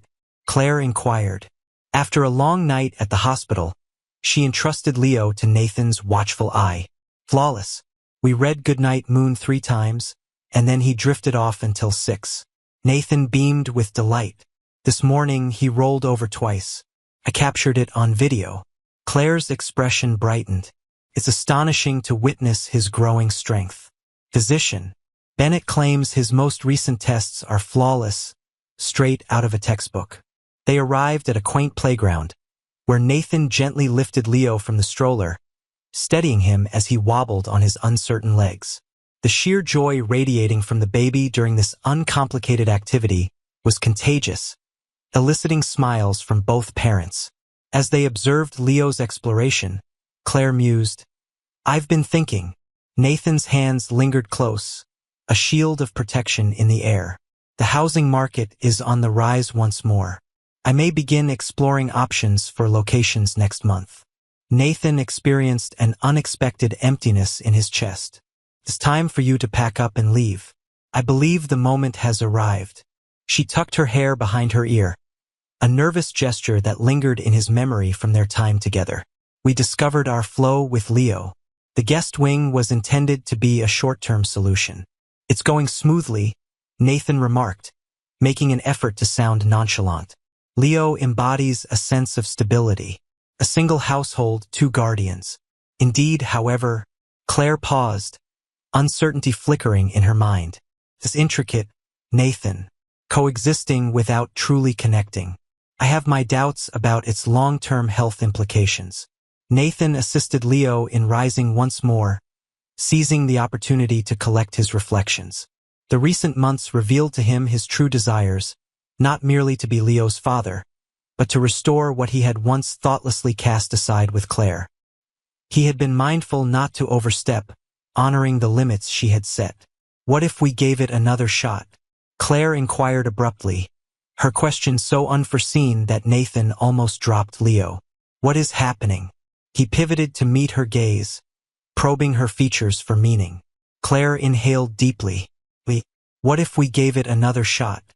It's not merely about cohabiting for Leo's benefit. It's about truly being together, in a meaningful way. Nathan gazed at her, hesitant to let himself dream. Is that something you desire? Following all that has transpired? Over the past few months, I've observed you, she said softly. Your transformation for our son is truly remarkable. The person standing before me is the embodiment of the potential I always believed you could achieve. I hurt you, Nathan said, the confession aching yet essential. I prioritized everything else over our marriage. Indeed, Claire concurred. I'm not suggesting we pick up right where we paused, but perhaps we can embark on a fresh journey, something even more fulfilling. In that instant, Leo erupted with a joyful squeal, tumbling into Nathan's embrace. With impeccable timing, their son eased the tension, prompting laughter from both parents. Nathan cradled Leo tightly against his chest, his gaze fixed on Claire. I may not be worthy of this second chance, he admitted sincerely. But if you're open to it, there's nothing I desire more. Claire's smile was cautious yet sincere. Taking it one day at a time? He nodded in agreement, taking it one day at a time. She approached him deliberately, giving him the chance to retreat if he so desired. Instead, Nathan stayed motionless, while Claire gently leaned in, placing a tender kiss on his cheek. No guarantees we can't fulfill, she murmured, simply being present each day for Leo and for one another. Nathan nodded, grappling with a surge of unexpected emotion. This time I will hold on tight. As the sun dipped below the horizon, they collected their belongings and made their way home. Not the pristine penthouse Nathan had once imagined symbolized achievement, but the inviting, occasionally tumultuous home that embraced his family. As Leo rested against his shoulder, Claire strolled alongside him, and in that moment, Nathan Sterling grasped a profound truth. Genuine wealth transcends mere currency. The conclusion lacked the charm of a fairy tale. Disagreements would arise, old wounds requiring time to mend, and the persistent challenges of nurturing a child with unique medical needs would remain ever present. Yet it was genuine, and it belonged to them, a family restored not through duty or facade, but through the everyday decision to love, to forgive, and to focus on what truly held significance. Upon arriving at their front door, Claire's hand effortlessly sought his, their fingers weaving together in a harmonious embrace. Welcome home, she murmured gently. And at last, Nathan genuinely was. Have you felt the impact of Nathan and Claire's path toward redemption and new beginnings? Their narrative illustrates that it's always possible to reconstruct what holds the greatest significance. If Leo's struggle for survival and Nathan's journey from a work-focused life to being a dedicated father struck a chord with you, I invite you to share your reflections in the comments below. Pass this video along to someone who could use a nudge, reminding them that transformation is possible with the right inspiration. If you found this emotional journey of family, forgiveness, and new beginnings moving, be sure to give this video a thumbs up. Join us on our channel for more uplifting tales that highlight the essence of what is truly important in life. I'm intrigued. Which country are you tuning in from? Share your thoughts in the comments and let me know if the story brought to mind someone from your own experiences.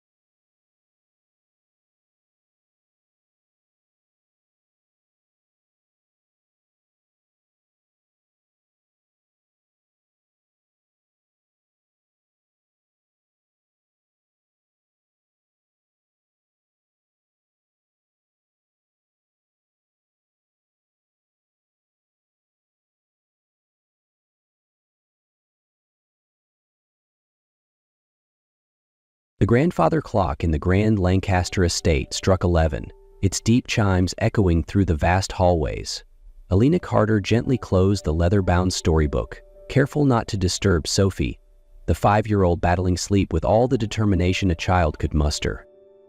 "Just one more story, Miss Elena," Sophie pleaded, clutching her favorite teddy bear, blue eyes shimmering with hope, her golden curls spilled messily across the silk pillowcase of the king-size bed. Elena shook her head, brushing a gentle hand through the little girl's soft locks. "It's way past your bedtime, sweetheart. Let me take you back to your room." Sophie's bottom lip quivered. "But I want to wait for Daddy. He promised he'd try to come home early tonight." The words struck a chord deep in Elena's chest. William Lancaster, CEO of Lancaster Industries, was a man of many things. Powerful, brilliant, devastatingly handsome, but early had never been in his vocabulary. In the 6 months she had worked as Sophie's nanny, Elena had watched hope fade from the little girl's eyes, night after night. "Your father has important meetings, remember?" Elena kept her voice gentle, though frustration simmered beneath the surface. Sophie deserved more than empty promises. Sophie lowered her gaze, her voice a mere whisper. "He always has meetings. I just want him to kiss me goodnight, like he used to." Elena's chest tightened.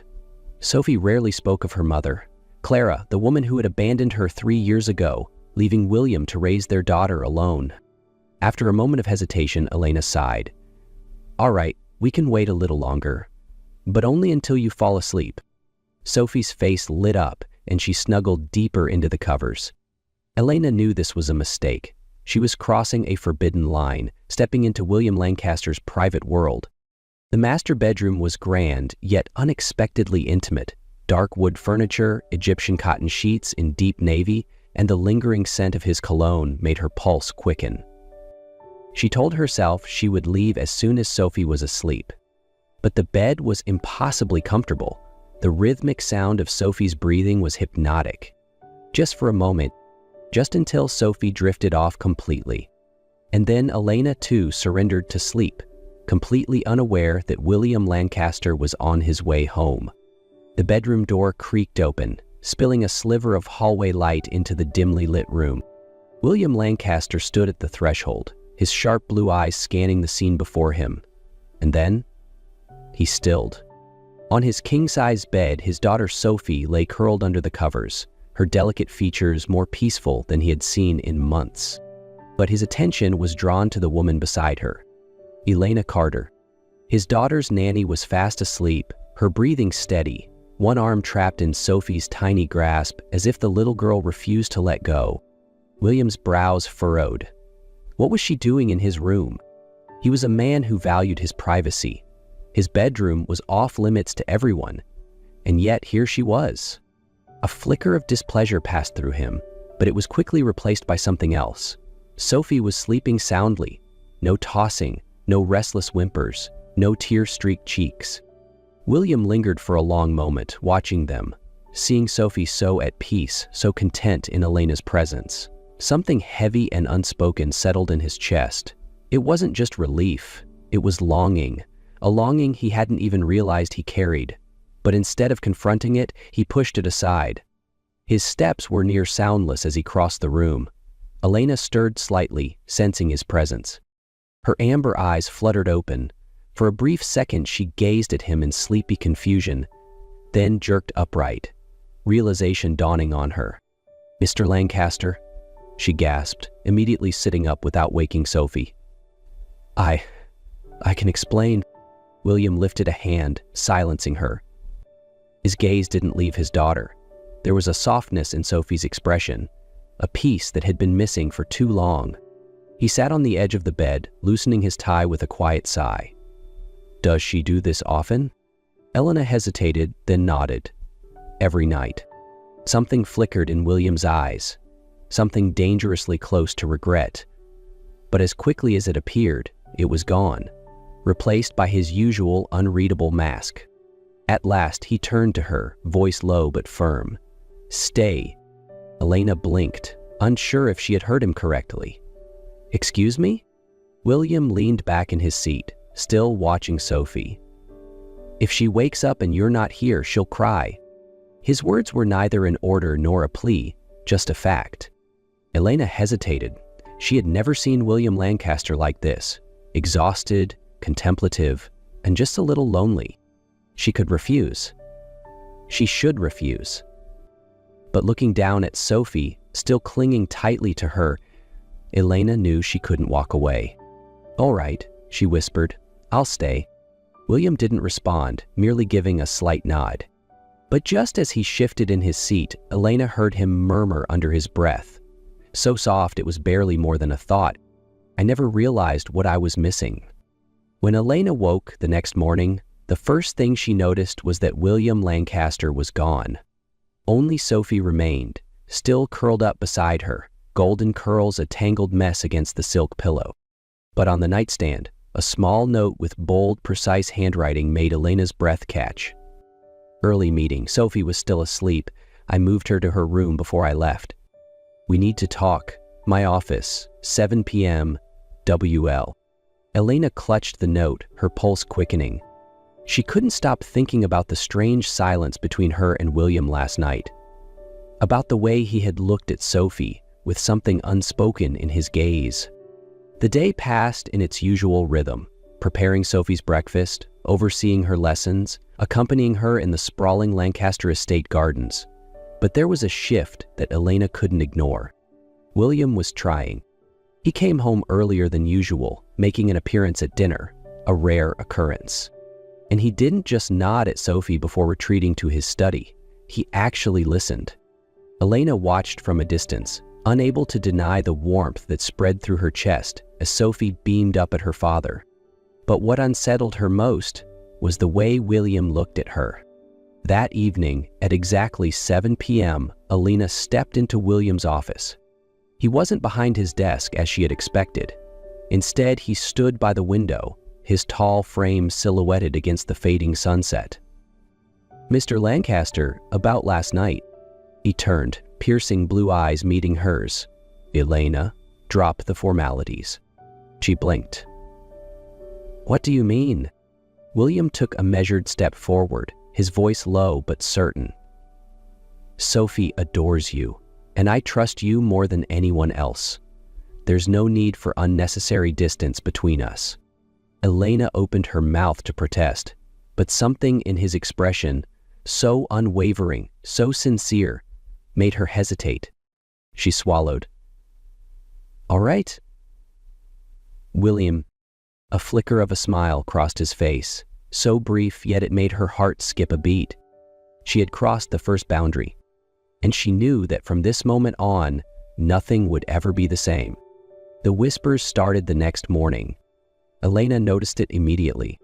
The stolen glances from the staff, the hushed conversations that died the moment she entered the room.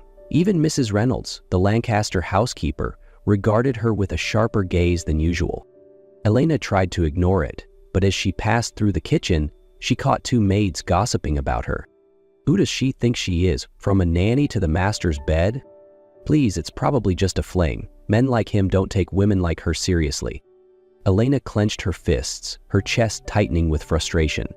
She had done nothing wrong, but that didn't stop the rumors from spreading. And soon, she understood exactly where they had started.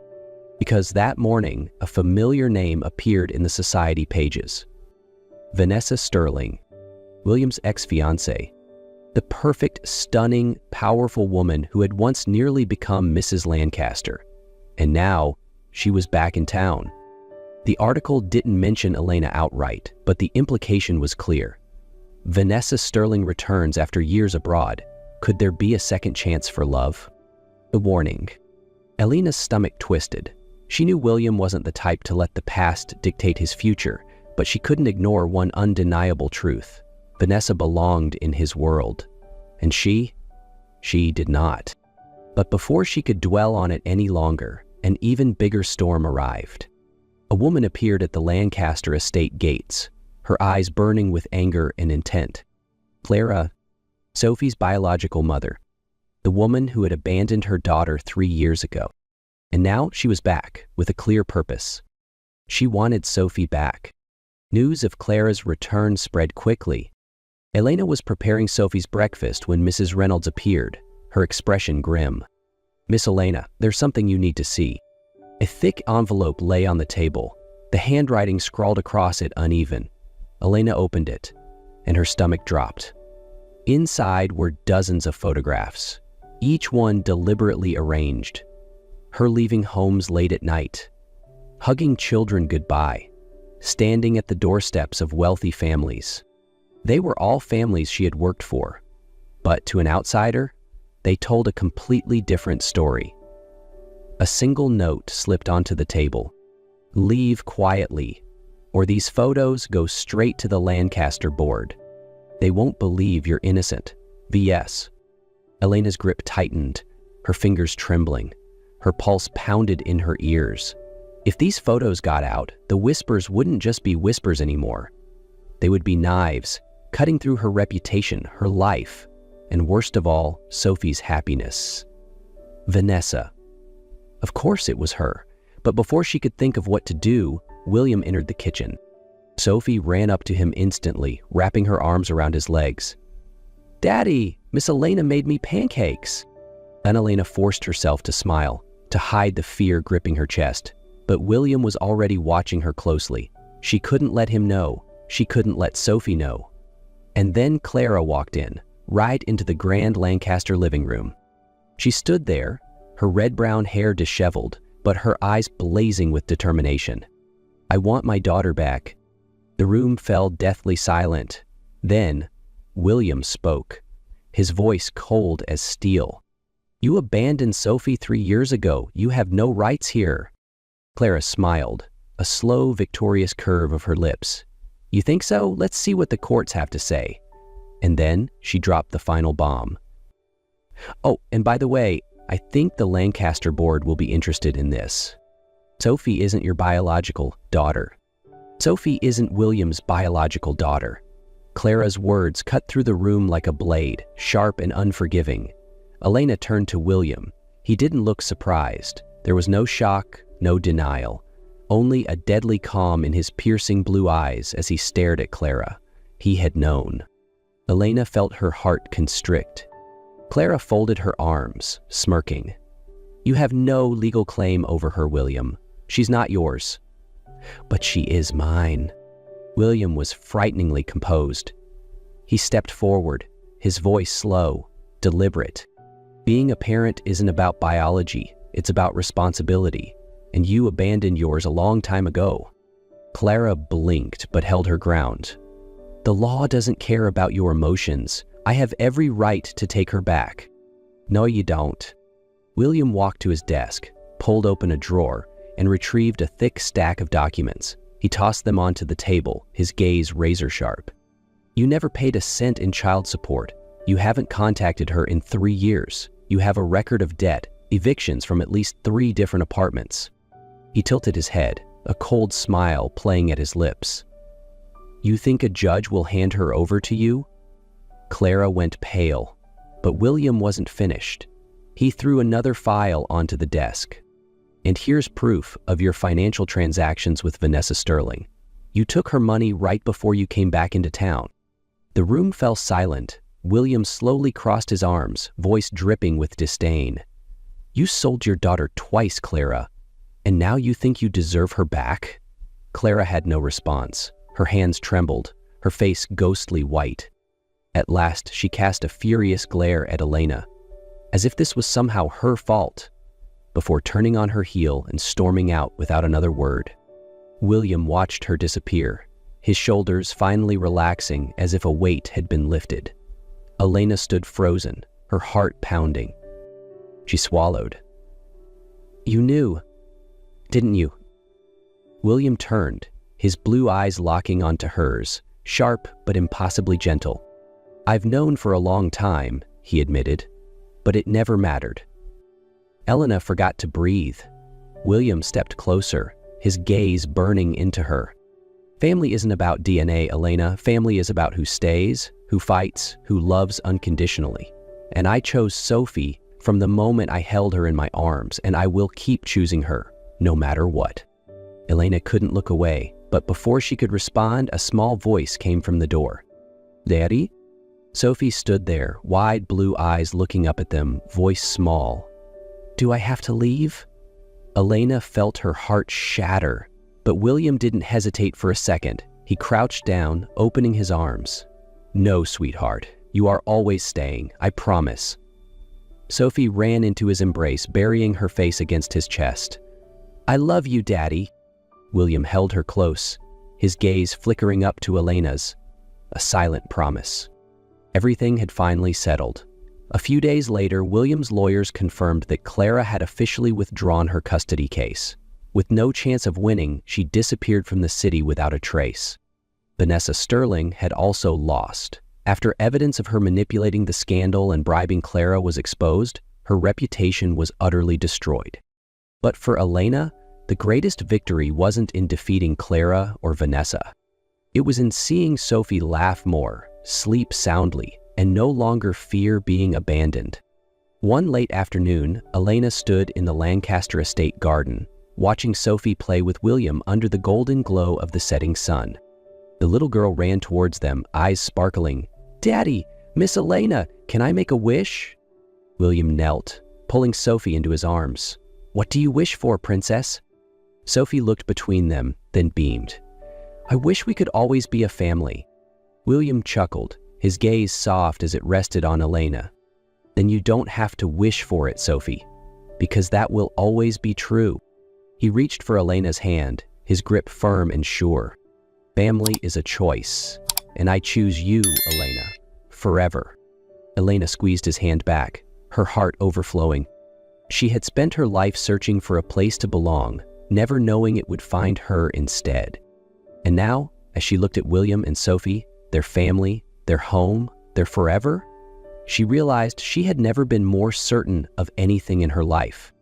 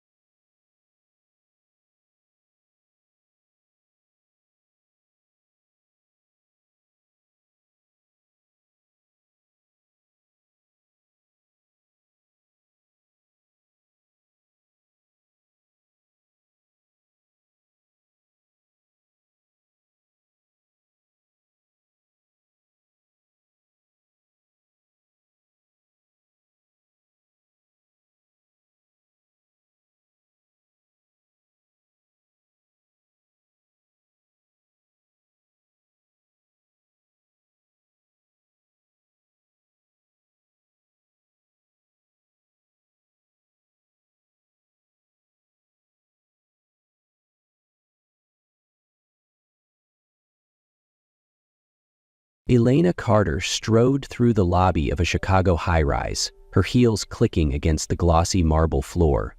She had just left one of the worst meetings of the month, stubborn clients, a dissatisfied boss, and a nagging doubt about whether all of this effort was even worth it.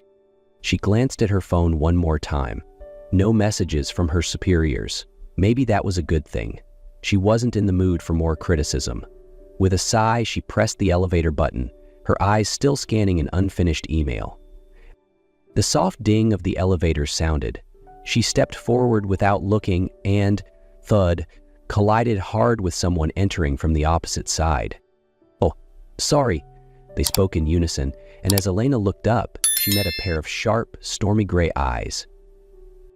The man in front of her was tall, impeccably dressed in a deep navy suit. His dark hair was neatly styled, but what caught her attention was the vintage watch he kept adjusting on his wrist. "After you," he said with a polite smile, his voice carrying a faint East Coast lilt. Elena stepped inside, moving to the side as he followed. The doors closed with a soft whoosh, and the elevator began its ascent. But seconds later, it jolted violently, then stopped altogether. Elena pressed the emergency button. No response. "Attacking it won't help," the man remarked, amusement in his tone. Elena crossed her arms, casting him a sideways glance. "Do you have a better suggestion?" Elena leaned against the elevator wall and sighed. "This is the perfect way to end an already terrible day," she muttered. The man beside her tilted his head, intrigued. "How terrible are we talking?" She studied him for a moment before deciding to answer. "Clients who refused to listen. I pitched a bold new design, but all they wanted was a slightly different version of something they've seen 100 times. He nodded knowingly. "Sounds familiar." "What do you do?" she asked. "Investments," he said simply. "I run a firm that funds new projects." Elena let out a small laugh. "So you're one of the people who only care about the bottom line?" "Not exactly." He glanced down at his watch, adjusting it absent-mindedly. "Sometimes the bottom line isn't the most important thing." She was about to ask what he meant, but suddenly the emergency lights flickered on, casting a soft blue glow around them. The atmosphere shifted, more intimate, more personal. Elena slid down to the floor and pulled off her heels. "I don't know how long we'll be stuck here, but I'm not standing the whole time." The man regarded her for a moment before loosening his tie and lowering himself to the floor, maintaining a polite distance. "Damien, by the way." "Helena," she replied, resting her head back against the elevator wall. "Do you get stuck in places like this often?" He chuckled. "No, but I have to say this is the most interesting time it's happened." They talked about little things that somehow felt important. Damien mentioned how cooking was his escape from stress, and Elena reminisced about her childhood, building tiny paper houses in her room, dreaming of being an architect. Their conversation was interrupted by a sudden crackle from the elevator intercom. "Is anyone in there?" Elena jumped up. "Yes, we're here. We're working on the issue. Should have you out in about 15 minutes. She exhaled in relief, but when she turned back to Damien, she caught something in his gaze, something almost reluctant. "Just 15 more minutes," he murmured. "What should we talk about?" That night, Elena lay awake, replaying the conversation in the dim elevator, the quiet laughs, the way Damien fidgeted with his watch, the way he listened. She had no reason to think she'd see him again, but somehow, she wished she would.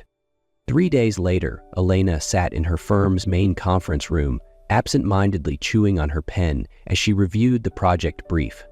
The morning sun streamed through the glass windows, casting long shadows across the city skyline, but her thoughts were still trapped in that stalled elevator. She had tried to forget Damien, the mysterious stranger with storm-gray eyes and a voice that had stayed with her long after they parted. She hadn't even known his full name. But when her laptop screen displayed the client profile for their newest project, her breath caught in her throat. Damien Wolf, CEO of Wolf Enterprises. Her heart skipped a beat. She flicked a glance at her colleague, Madison, who was buzzing with excitement. "He's coming in today," Madison whispered, barely containing her enthusiasm. "Damien Wolf, the investment genius, CEO of one of the biggest firms in the country." Elena forced herself to focus. She skimmed the project summary. Wolf Enterprises was seeking an interior design firm to renovate their headquarters. Landing this project would be a game changer for her career. But how was she supposed to stay professional when the man from the elevator was now her most important client? Before she could gather her thoughts, the conference room doors swung open. A group of executives entered, and leading them was Damien. He hesitated for the briefest of moments when his eyes met hers, a flicker of surprise, just a heartbeat's worth of recognition before he masked it beneath a composed expression. "Thank you for having us," Damien said smoothly, his voice calm and collected. Elena gripped her pen tighter, forcing her own voice to remain steady. "A pleasure to be working with you, Mr. Wolf." Elena spent the next 2 days burying herself in work, doing her best to ignore Damien's presence. But no matter how focused she tried to be, she could feel his eyes on her during meetings. No matter how professional they both acted, the tension between them hovered like an unspoken secret. On Thursday evening, as she was clearing her desk, A new email popped up on her screen. From Damian Wolf. Subject, design inspiration. Elena, since we're keeping things strictly professional, I thought you might be interested in some reference materials for the project. Attached are a few space designs I find inspiring. Completely unrelated, but there's a small jazz club on 8th Street that plays incredible music on Thursday nights. I also hear their mac and cheese isn't bad. Professionally, Damian. Elena stared at the email, her pulse quickening. She shouldn't go. It was unprofessional. It was complicated. But then she imagined Damian sitting there, sipping his drink, waiting, maybe hoping. Before logic could stop her, she was slipping on her coat and stepping into a cab. The jazz club was small but intimate, the warm glow of dim lighting blending with the soulful hum of a saxophone. She chose a table near the back, telling herself this was just a night out, nothing more. Okay. She looked up and met Damian's gaze. He wasn't wearing a suit tonight, just a deep navy sweater that made him look softer, less distant. "This isn't a date," she said immediately. Damian smirked as he sat across from her. Of course not. Just two people who happened to enjoy jazz at the same place and time. They talked. They laughed. And then, as a slow ballad played, Damian extended his hand. "Dance with me." Elena glanced around. "There's no dance floor." "So well, make one." And there, in the middle of a jazz club with no designated space for dancing, she let herself fall into his arms. The moment Elena stepped into the office the next morning, she could feel it. The stolen glances, the hushed whispers that quieted as she passed, the way Madison immediately intercepted her at the door. "What's going on?" Elena frowned. Madison shot a glance toward the conference room before pulling her aside. "Richardson knows about last night." Elena stiffened. "What about last night?" "You having dinner with Damian Wolf." Madison lowered her voice. "Walsh saw you at the jazz club, and now the partners are discussing whether to remove you from the project." Elena felt like a stone had dropped into her stomach. "They can't do that." "You know they can." Madison sighed. "They're saying you got the project because of your connection to Damian." Anger flared inside Elena. "I worked my ass off for this project. If they think—" "Shh," Madison cut her off, glancing around. "Richardson is in a meeting with the senior partners. They're deciding soon."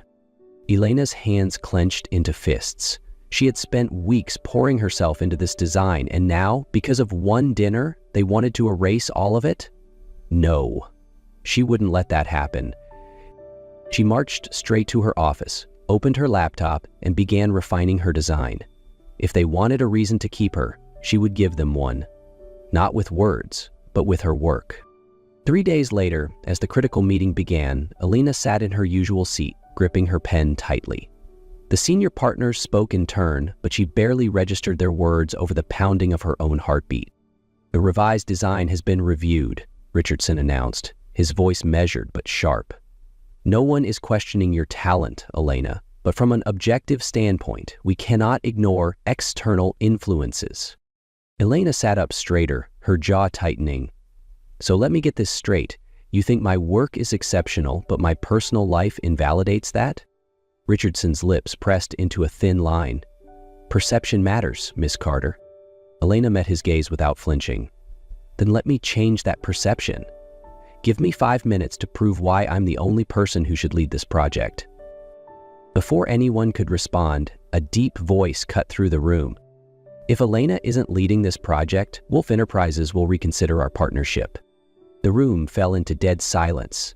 She could hear her own breath. Damian sat at the head of the table, fingers resting against his vintage watch, his expression unwavering. "She's not just the best choice for this project," he continued. "She's the only one who can bring it to life." Richardson looked like he had swallowed ice. After a tense pause, he gave a curt nod. "Very well, Elena will remain the lead designer." As the meeting adjourned and people filed out, Elena remained seated, staring at Damian. "You didn't have to do that," she said quietly. Damian stepped closer, stopping just before her. I'm not going to stand by and watch you be denied what you rightfully earned. For the first time in weeks, Elena let her shoulders relax. And for the first time, she stopped running from what she truly wanted. The morning sky over Chicago was clear, but the air carried the crisp bite of winter. Elena stood by the large office window, adjusting the delicate feather pendant around her neck, a gift from Damien. Below, the groundbreaking site was ready. Banners with the Wolf Enterprises logo waved in the wind, and reporters had already gathered. Today wasn't just about launching a project. It was about proving she belonged here. A warm hand touched the small of her back. Ready? Damien stood beside her, his gaze filled with quiet pride. Elena smiled. Together. The ceremony unfolded smoothly. Speeches highlighted sustainability and innovation. But when Damien took the stage, his words made the crowd fall silent. Innovation isn't just about technology or architecture. It's about having the courage to break old boundaries, to pursue what truly matters. As they each took hold of a ceremonial shovel, preparing for the first turn of soil, Damien leaned close and whispered, "Dance with me." Elena laughed. In front of hundreds of people? Why not? And as applause filled the air, beneath the crisp winter sun, he spun her into an impromptu dance. That evening, Elena sat by her apartment window, journal open in her lap, fingers tracing the small feather pendant around her neck. The necklace wasn't just a gift. It was a reminder of her dreams, her resilience, everything she had built for herself. Damien had given it to her the day she officially secured her role as project lead, along with a simple note. Freedom isn't about running away, it's about knowing where you belong. And Elena knew now she didn't just belong to her work. She belonged to everything she had built, to the future she was brave enough to embrace. Day 82. Today, we didn't just break ground on a building. We broke ground on a future, one where love isn't an obstacle, but a driving force. One where I no longer have to choose between my career and my heart, because I've proven I deserve both. Her phone buzzed. A message from Damien. "Remember when you said some spaces are meant to be filled?" She smiled, her fingers curling around the pendant. "Remember, I think some spaces aren't just meant to be filled, they're meant to be transformed. Like the space between two strangers in an elevator, becoming the foundation for forever." Elena laughed softly, touching the necklace. "Ambitious Mr. Wolf, but lucky for you, I'm a damn good architect." Outside, the city shimmered like an unfinished blueprint, but for the first time, she wasn't afraid to take the next step. 3 months later, Elena couldn't remember the last time she felt so at ease. She sat at the grand dining table of the Wolf family home, surrounded by warm laughter and the comforting aroma of homemade lasagna. Damien's mother, a graceful woman with a kind smile, placed another steaming dish on the table. "Eat, dear," she said fondly. "Damien rarely brings anyone home, you know." Elena chuckled, glancing at Damien. "Is that so?" He merely shrugged, a mysterious glint in his eyes. After dinner, Damien took her hand and led her outside. The backyard was bathed in the soft glow of fairy lights, reflecting off the dewy grass in the crisp spring air. Elena's heart pounded as he led her deeper into the garden. Something about his grip felt different, firmer, almost nervous. The air was still, the world quiet, as if waiting. "I wanted to show you this place," Damien said, guiding her to a small table beneath a trellis of blooming flowers. "I grew up here, spent my childhood running through this garden, and now I want it to be the place where something else begins." He reached into his pocket, pulling out a small velvet box. As he flipped it open, a stunning ring caught the warm light. "Elena Carter, you're not just the woman I love. You're the woman who changed me, who showed me that love isn't about sacrifice, it's about building something together. So," he took a breath. "Will you marry me?" Elena brought a hand to her mouth, eyes shimmering with unshed tears. She didn't need to think. "Yes," she whispered, then laughed joyfully. 1,000 times yes. 3 months later, springtime in Chicago, the sky was clear and the city lights twinkled like artificial stars. But nothing shone brighter than Elena in her wedding dress. Elegant, graceful, a perfect reflection of her strength and beauty. She stood on the rooftop of a high-rise, the venue they had chosen for their wedding. String lights glowed softly, white roses lined the railings, and the smooth hum of jazz floated through the crisp evening air. Damien waited at the altar, and the moment he saw her, everything else disappeared. The city, the crowd, even the nerves he'd been battling all morning. It all faded into the background. All he saw was Elena, radiant and breathtaking, walking toward him like she'd always belonged there. As she walked toward him, the world around them seemed to fade away. "When we met, the elevator stopped," Damien whispered as he took her hands. "But from that moment on, you made my entire world move." Elena smiled, tears shimmering in her eyes. "I thought I had to choose between love and my career, but then I realized real love never makes you choose." They exchanged rings, sealed their vows with a kiss, and as applause erupted around them, Damien leaned in and murmured, "Dance with me?" And under the city lights, with jazz humming in the background, they danced, not just for this moment, but for a lifetime to come.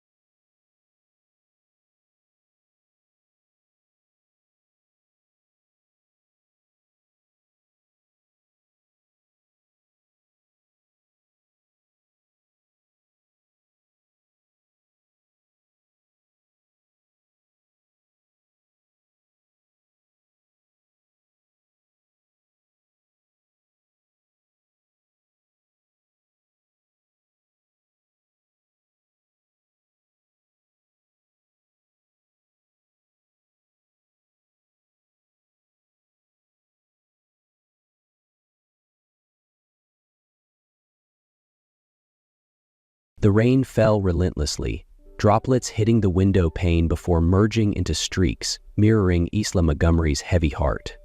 She sat curled up on the window seat of her upscale Manhattan apartment, eyes fixed on the flickering city lights. Not because she loved the rain, but because she didn't want to face reality. At 26, Isla Montgomery was a highly regarded corporate strategist in New York's elite financial circles. To outsiders, she was strong, intelligent, and composed, a woman who never let anything break her. But the truth? Her life had been shaped by loss, betrayal, and loneliness. And tomorrow, her life would no longer be her own, because tomorrow she would marry a man she never loved. Isla Montgomery was born into one of New York's most prestigious families. Her father, Richard Montgomery, was a powerful figure in the financial world. She had grown up surrounded by wealth, but money had never equaled happiness. Her mother, Elena Montgomery, was the kindest woman Isla had ever known. She could still recall the warmth of her mother's embrace, the bedtime stories whispered in the dark. But it all ended when her mother passed away from a terminal illness when Isla was just 10 years old. From that moment, her world turned cold. 3 years later, her father remarried Catherine Montgomery, an ambitious and calculating woman. The first time Isla met her, she knew Catherine would never love her. Catherine never raised her voice, never lashed out physically, but her words were sharper than any blade. "Isla, you shouldn't spend so much time at home. A Montgomery heiress should have friends of her own status. That dress is far too cheap for a Montgomery. But then again, does it even matter? No one notices you anyway." She had once tried to regain her father's love, but it was futile. He never shielded her from Catherine. His work had always been his top priority, and Isla had always been just a shadow in his life. And so she learned the hard way, The only person she could rely on was herself. But no matter how strong she pretended to be, she couldn't deny the truth. Her house had never been a home. Lately, Montgomery Enterprises was standing on the edge of collapse. Massive debts, shareholders losing confidence, failed business deals. It was a ticking time bomb, waiting to explode. Isla didn't care about the company, but she couldn't ignore the growing tension between her father and Catherine. Then, on a stormy night, she was summoned to the living room. The moment she stepped down the stairs, she felt it. Something was wrong. Catherine sat elegantly on the sofa, a glass of wine in her hand, her sharp eyes gleaming with calculation. Across from her, Richard Montgomery looked more exhausted than ever. Catherine spoke first, her voice light but heavy with unspoken pressure. "Montgomery Enterprises is in danger. We need a solution." Isla crossed her arms, raising a brow. "And what does that have to do with me?" Catherine smirked, placing a stack of documents on the table. "You will marry Nicholas Blackwell." The air in the room froze. Isla felt her blood turn to ice. Nicholas Blackwell, the CEO of Blackwell Industries, one of the most powerful conglomerates in the city. He wasn't just wealthy, he was infamous for his cold, ruthless nature. Isla shot up from her seat, her voice scorching the air. "No way, I am not your puppet." Catherine took a slow sip of wine before speaking, utterly unbothered. "Do you think you have a choice? Without Nicholas, the company will crumble. Your father will lose everything." Isla turned sharply to her father, her voice shaking with anger and heartbreak. "Are you really going to let them use me like a bargaining chip?" But Richard Montgomery said nothing. No words of comfort, no words of protest. Just silence. A sharp blade of betrayal pierced straight through Isla's heart. The man she had once admired had sold her like a piece on a chessboard. Catherine tilted her head, amusement flickering in her gaze. "You can hate me all you want, Isla, but the wedding will happen." Isla clenched her fists, her breath unsteady. She looked at her father, waiting, hoping he would say something, anything. But he remained silent. A sharp pain stabbed through her chest. So this was it. The man who was supposed to protect her had just sold her off like a mere business deal. She let out a shaky breath, blinking back the sting in her eyes. And then, slowly, she smirked. A cold, defiant smile. "Fine, I'll marry him, but don't expect me to be obedient." 3 days later, Isla was summoned to one of the most luxurious hotels in New York. When the elevator doors slid open to the top floor, she felt it instantly. The suffocating coldness of the air around her. Stepping into the VIP suite, her gaze landed on the man she was being forced to marry, Nicholas Blackwell. He sat on a sleek black leather sofa, exuding power and detachment. His features were chiseled to perfection. Sharp jawline, piercing gray eyes, a face carved from ice. His tailored suit was flawless, not a wrinkle in sight. Just like the man himself, ruthless, pristine, and utterly devoid of warmth. Isla smirked, breaking the silence. "Good evening, Mr. Blackwell. I'm Isla Montgomery, also known as your reluctant bride." The air between them grew heavier. Nicholas didn't move, didn't blink. He simply watched her. His gaze sharp, assessing, as if stripping away every layer of her defenses. The way he looked at her made her feel exposed, vulnerable. But she refused to show weakness, so she tilted her head, her smirk deepening. Then, in a low, deep voice, he finally spoke. "I don't care who you are, this is just a business transaction. We marry, live together for a year, then divorce. I have no time for childish games." A heavy weight settled in Isla's chest. She had expected Nicholas to be an emotionless machine, but seeing it firsthand still left a bitter taste in her mouth. Nicholas slid a thick stack of documents toward her. "Read through it. If you agree, sign at the bottom." Isla flipped through the pages, scanning the clauses. No interference in each other's personal lives. No emotional involvement. No public scandals or embarrassment. The contract lasts 5 years, after which divorce is an option. She let out a dry chuckle, her voice laced with sarcasm. "Do you seriously think emotions can be controlled by a contract?" Nicholas remained impassive, his gaze unwavering. "I don't need to control them. Because I will never love you. Isla clutched her chest in mock pain. Oh no, my poor heart shattered to pieces. Nicholas didn't react. His face was as unreadable as ever. She shrugged, picking up the pen and signing her name with deliberate nonchalance. All right, Mr. Blackwell, I'll play your little game. The wedding was a grand illusion, a luxurious ceremony filled with high-profile guests and flashing cameras, but devoid of love, devoid of warmth. Isla wore a pristine white gown, but inside she felt nothing but ice.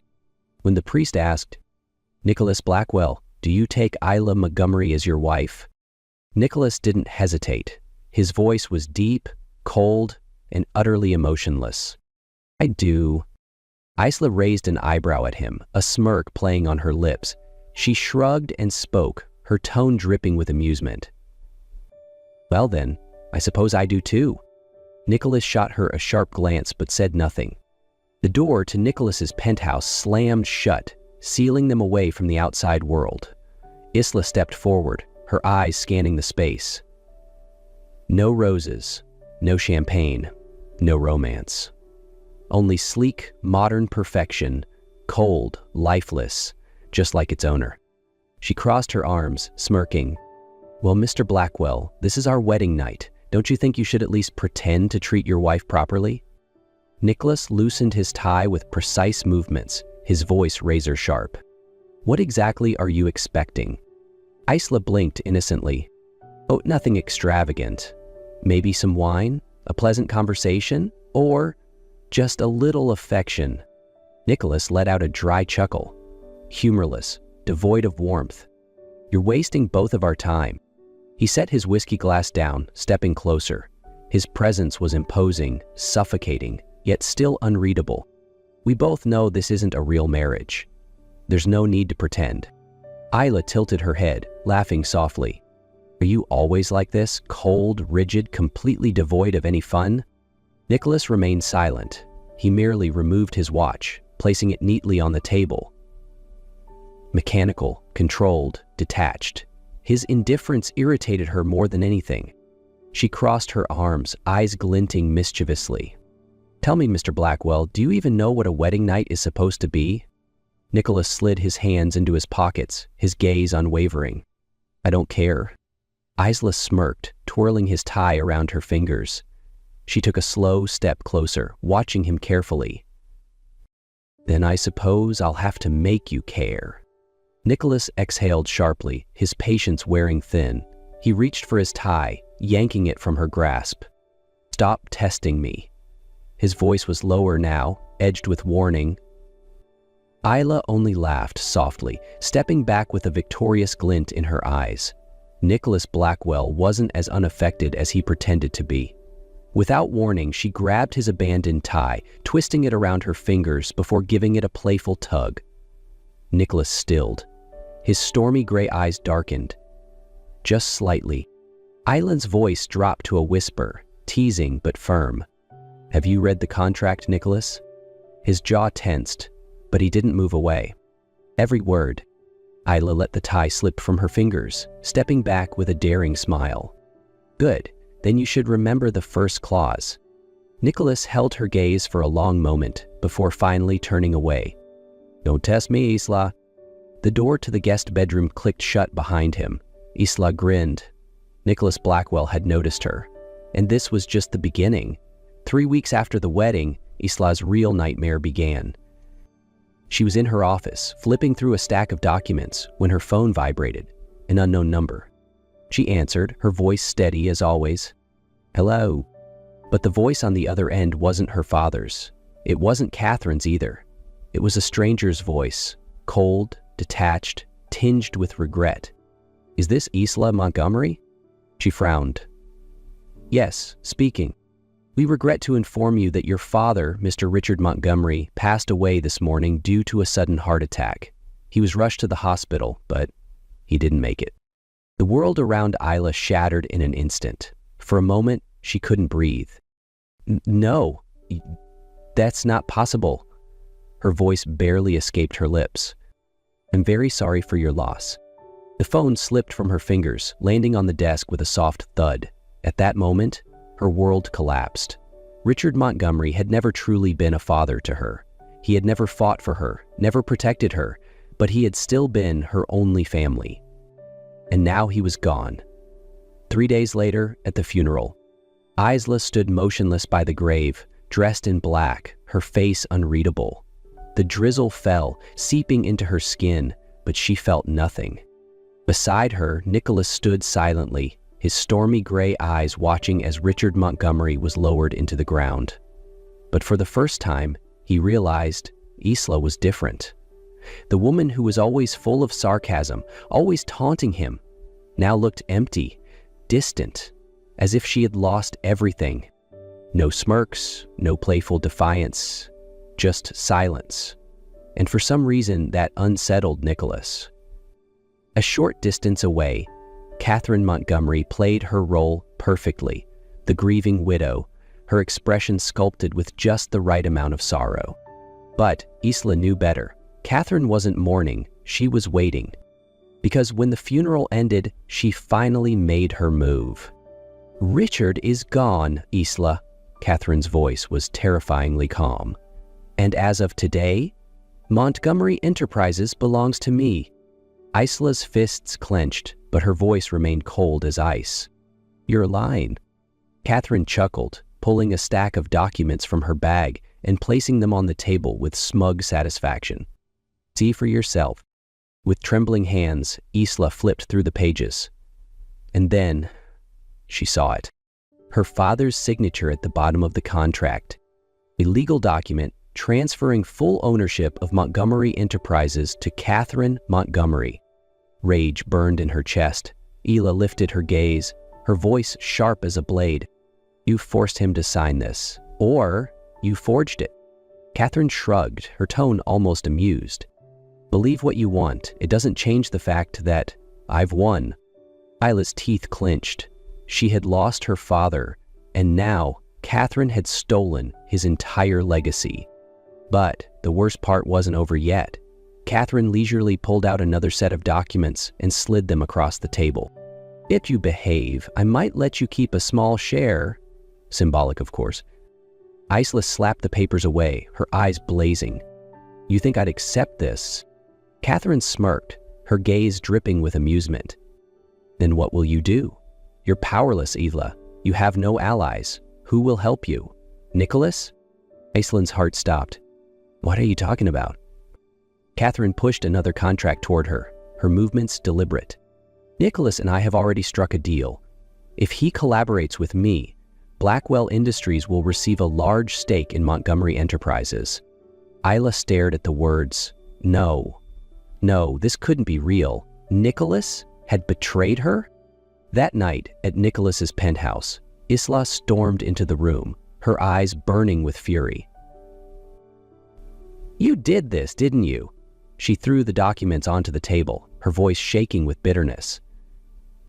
"You made a deal with Catherine. You betrayed me." Nicholas glanced at the papers, then up at her. But what broke her the most was that he didn't deny it immediately. The silence cut deeper than any blade. She let out a hollow laugh, shaking her head. "I was a fool to think you were different." Nicholas's face remained unreadable, but his eyes held something deeper. "Is that what you think?" Isla gritted her teeth. "Then explain yourself." Nicholas exhaled, pushing the documents aside. "I was never on Catherine's side. I only pretended to work with her to bring her down." Isla froze. "What?" Nicholas stood, stepping toward her. His gaze was no longer cold, but resolute. "I'm going to help you take back the company." Isla searched his eyes for deception, but for the first time, she saw sincerity. She took a slow breath, then nodded. "All right, let's take Catherine down together. In war, the most important thing is a powerful ally, and Isla had no choice but to put her trust in Nicholas Blackwell." That night, they sat across from each other in Nicholas's penthouse office. Isla folded her arms, her gaze sharp. "So what's your plan?" Nicholas flipped open a file, sliding it toward her. Isla glanced down. Inside were stacks of documents related to Montgomery Enterprises. "We have 3 steps," Nicholas said, his voice firm. 1. Find a loophole in Catherine's inheritance contract. 2. Weaken her position with the shareholders. 3. Take back control during the next board meeting. Isla frowned, flipping through the pages. And do you actually have any proof? Nicholas smirked slightly, pulling out another set of documents. I have the best legal team in New York. They reviewed Catherine's contract and found signs of fraud. Isla's head snapped up, her heart pounding. Are you saying we actually have a chance? Nicholas nodded, his eyes sharp and unwavering. Yes. If we expose this to the board, Catherine will lose everything. For the first time in weeks, hope flickered inside Isla, but Nicholas wasn't finished. However, evidence alone won't be enough. We need to weaken her first. Isla clenched her fists. I can convince some of the board members to turn against her. Nicholas leaned back, nodding. Then that's where we start. You handle the people, I'll handle the legal side. By the time the board meeting arrives, Catherine Montgomery will no longer be queen. Isla studied him for a long moment. This was no longer just a business arrangement. For the first time, she felt like someone was truly on her side. She took a deep breath and reached out her hand. Let's end this. Nicholas grasped her hand firmly, giving it a light squeeze. Time to take Catherine down. The plan was set. Isla and Nicholas immediately put it into motion. Nicholas brought in the best legal team in New York to analyze the inheritance contract. Just as he suspected, there were signs of forgery in Richard Montgomery's signature. We need to present this to the board, Nicholas said, his eyes cold with determination. Once the contract is questioned, Catherine's power will collapse. Isla nodded. I'll take care of the shareholders. Isla met privately with the board members loyal to her father, revealing Catherine's true motives. He doesn't care about the company, she's using it for her own benefit, Isla told a group of key shareholders. Doubt began to creep into their minds. Meanwhile, Nicholas dug up evidence of Catherine's shady financial deals, further eroding her credibility. The day of the board meeting arrived. Catherine entered the conference room radiating confidence, but Isla and Nicholas were ready to take her down. Isla rose to her feet, placing a folder on the table. Today, I'm here to expose the truth about Catherine Montgomery. She flipped through the documents, presenting proof of the forged contract, Catherine's suspicious transactions, and the company's financial decline under her management. The shareholders began whispering among themselves, their faith in Catherine wavering. Nicholas stood, his voice cutting through the tension. I motion for a vote to remove Catherine Montgomery from her position as head of Montgomery Enterprises. The room fell silent. Catherine's face paled, but she couldn't stop what was coming. Finally, the board voted. Catherine was officially removed from power. Isla turned to Nicholas, and for the first time, she felt victorious. Catherine was furious, but it was over. Montgomery Enterprises was back in Isla's hands. At last, the war was over. Montgomery Enterprises was back in Isla's hands. Catherine was utterly defeated, leaving the building in disgrace. But Isla didn't feel the triumph she had expected. She stood on the penthouse balcony, gazing at the glittering cityscape, yet inside, she felt empty. She had reclaimed her company. She had won. But now what? Footsteps echoed behind her. She didn't need to turn around to know it was Nicholas. He stood there, his eyes no longer distant. We won, he said softly. Isla let out a quiet laugh, devoid of joy. And what about our marriage? Nicholas didn't answer immediately. Instead, he slowly reached into his pocket and pulled out a familiar stack of papers. Their marriage contract. Isla held her breath as he pulled out a lighter. In mere seconds, flames engulfed the pages, the fire consuming every clause, every condition. Isla's breath caught in her throat as Nicholas flicked the lighter open. The flame danced dangerously close to the pages. Wait, she started, but it was too late. The fire caught, devouring the contract in seconds. She watched in stunned silence as the paper curled into blackened ashes, the last remnants of their transaction turning to dust. Her heart pounded. This wasn't Nicholas Blackwell, the ruthless businessman. This was something else, something terrifyingly real. Nicholas met her gaze, his voice low but certain. I don't want a marriage with conditions anymore. I want you. Isa couldn't tear her eyes away from the ashes of their marriage contract. The clauses, the conditions, the rules they had set, all reduced to nothing. She looked up, meeting Nicholas's gaze. "Are you really willing to throw everything away?" Nicholas stepped closer, slow but deliberate. "This marriage started as a transaction, but it isn't anymore." Isla's heart pounded. She had always believed Nicholas was cold, incapable of emotion, but now there was something in his eyes. Something deeper, something real. She shook her head, still unsure. "You're not someone who believes in love." Nicholas let out a soft chuckle, but this time, it wasn't mocking. "Maybe you're right, but if I have to believe in something, I want to believe in you." For the first time, Isla no longer saw Nicholas Blackwell as an emotionless machine. He didn't need to say much. His actions spoke louder than words. Nicholas reached for her hand, pulling her gently closer. "Give me a chance to start over." Isla held his gaze. This time, no walls, no doubt. She nodded slowly. "All right, but Nicholas, this time, you don't get to run away." Nicholas smiled, then leaned in, pressing a soft but certain kiss against her lips. This was no longer a contract marriage. This was a new beginning.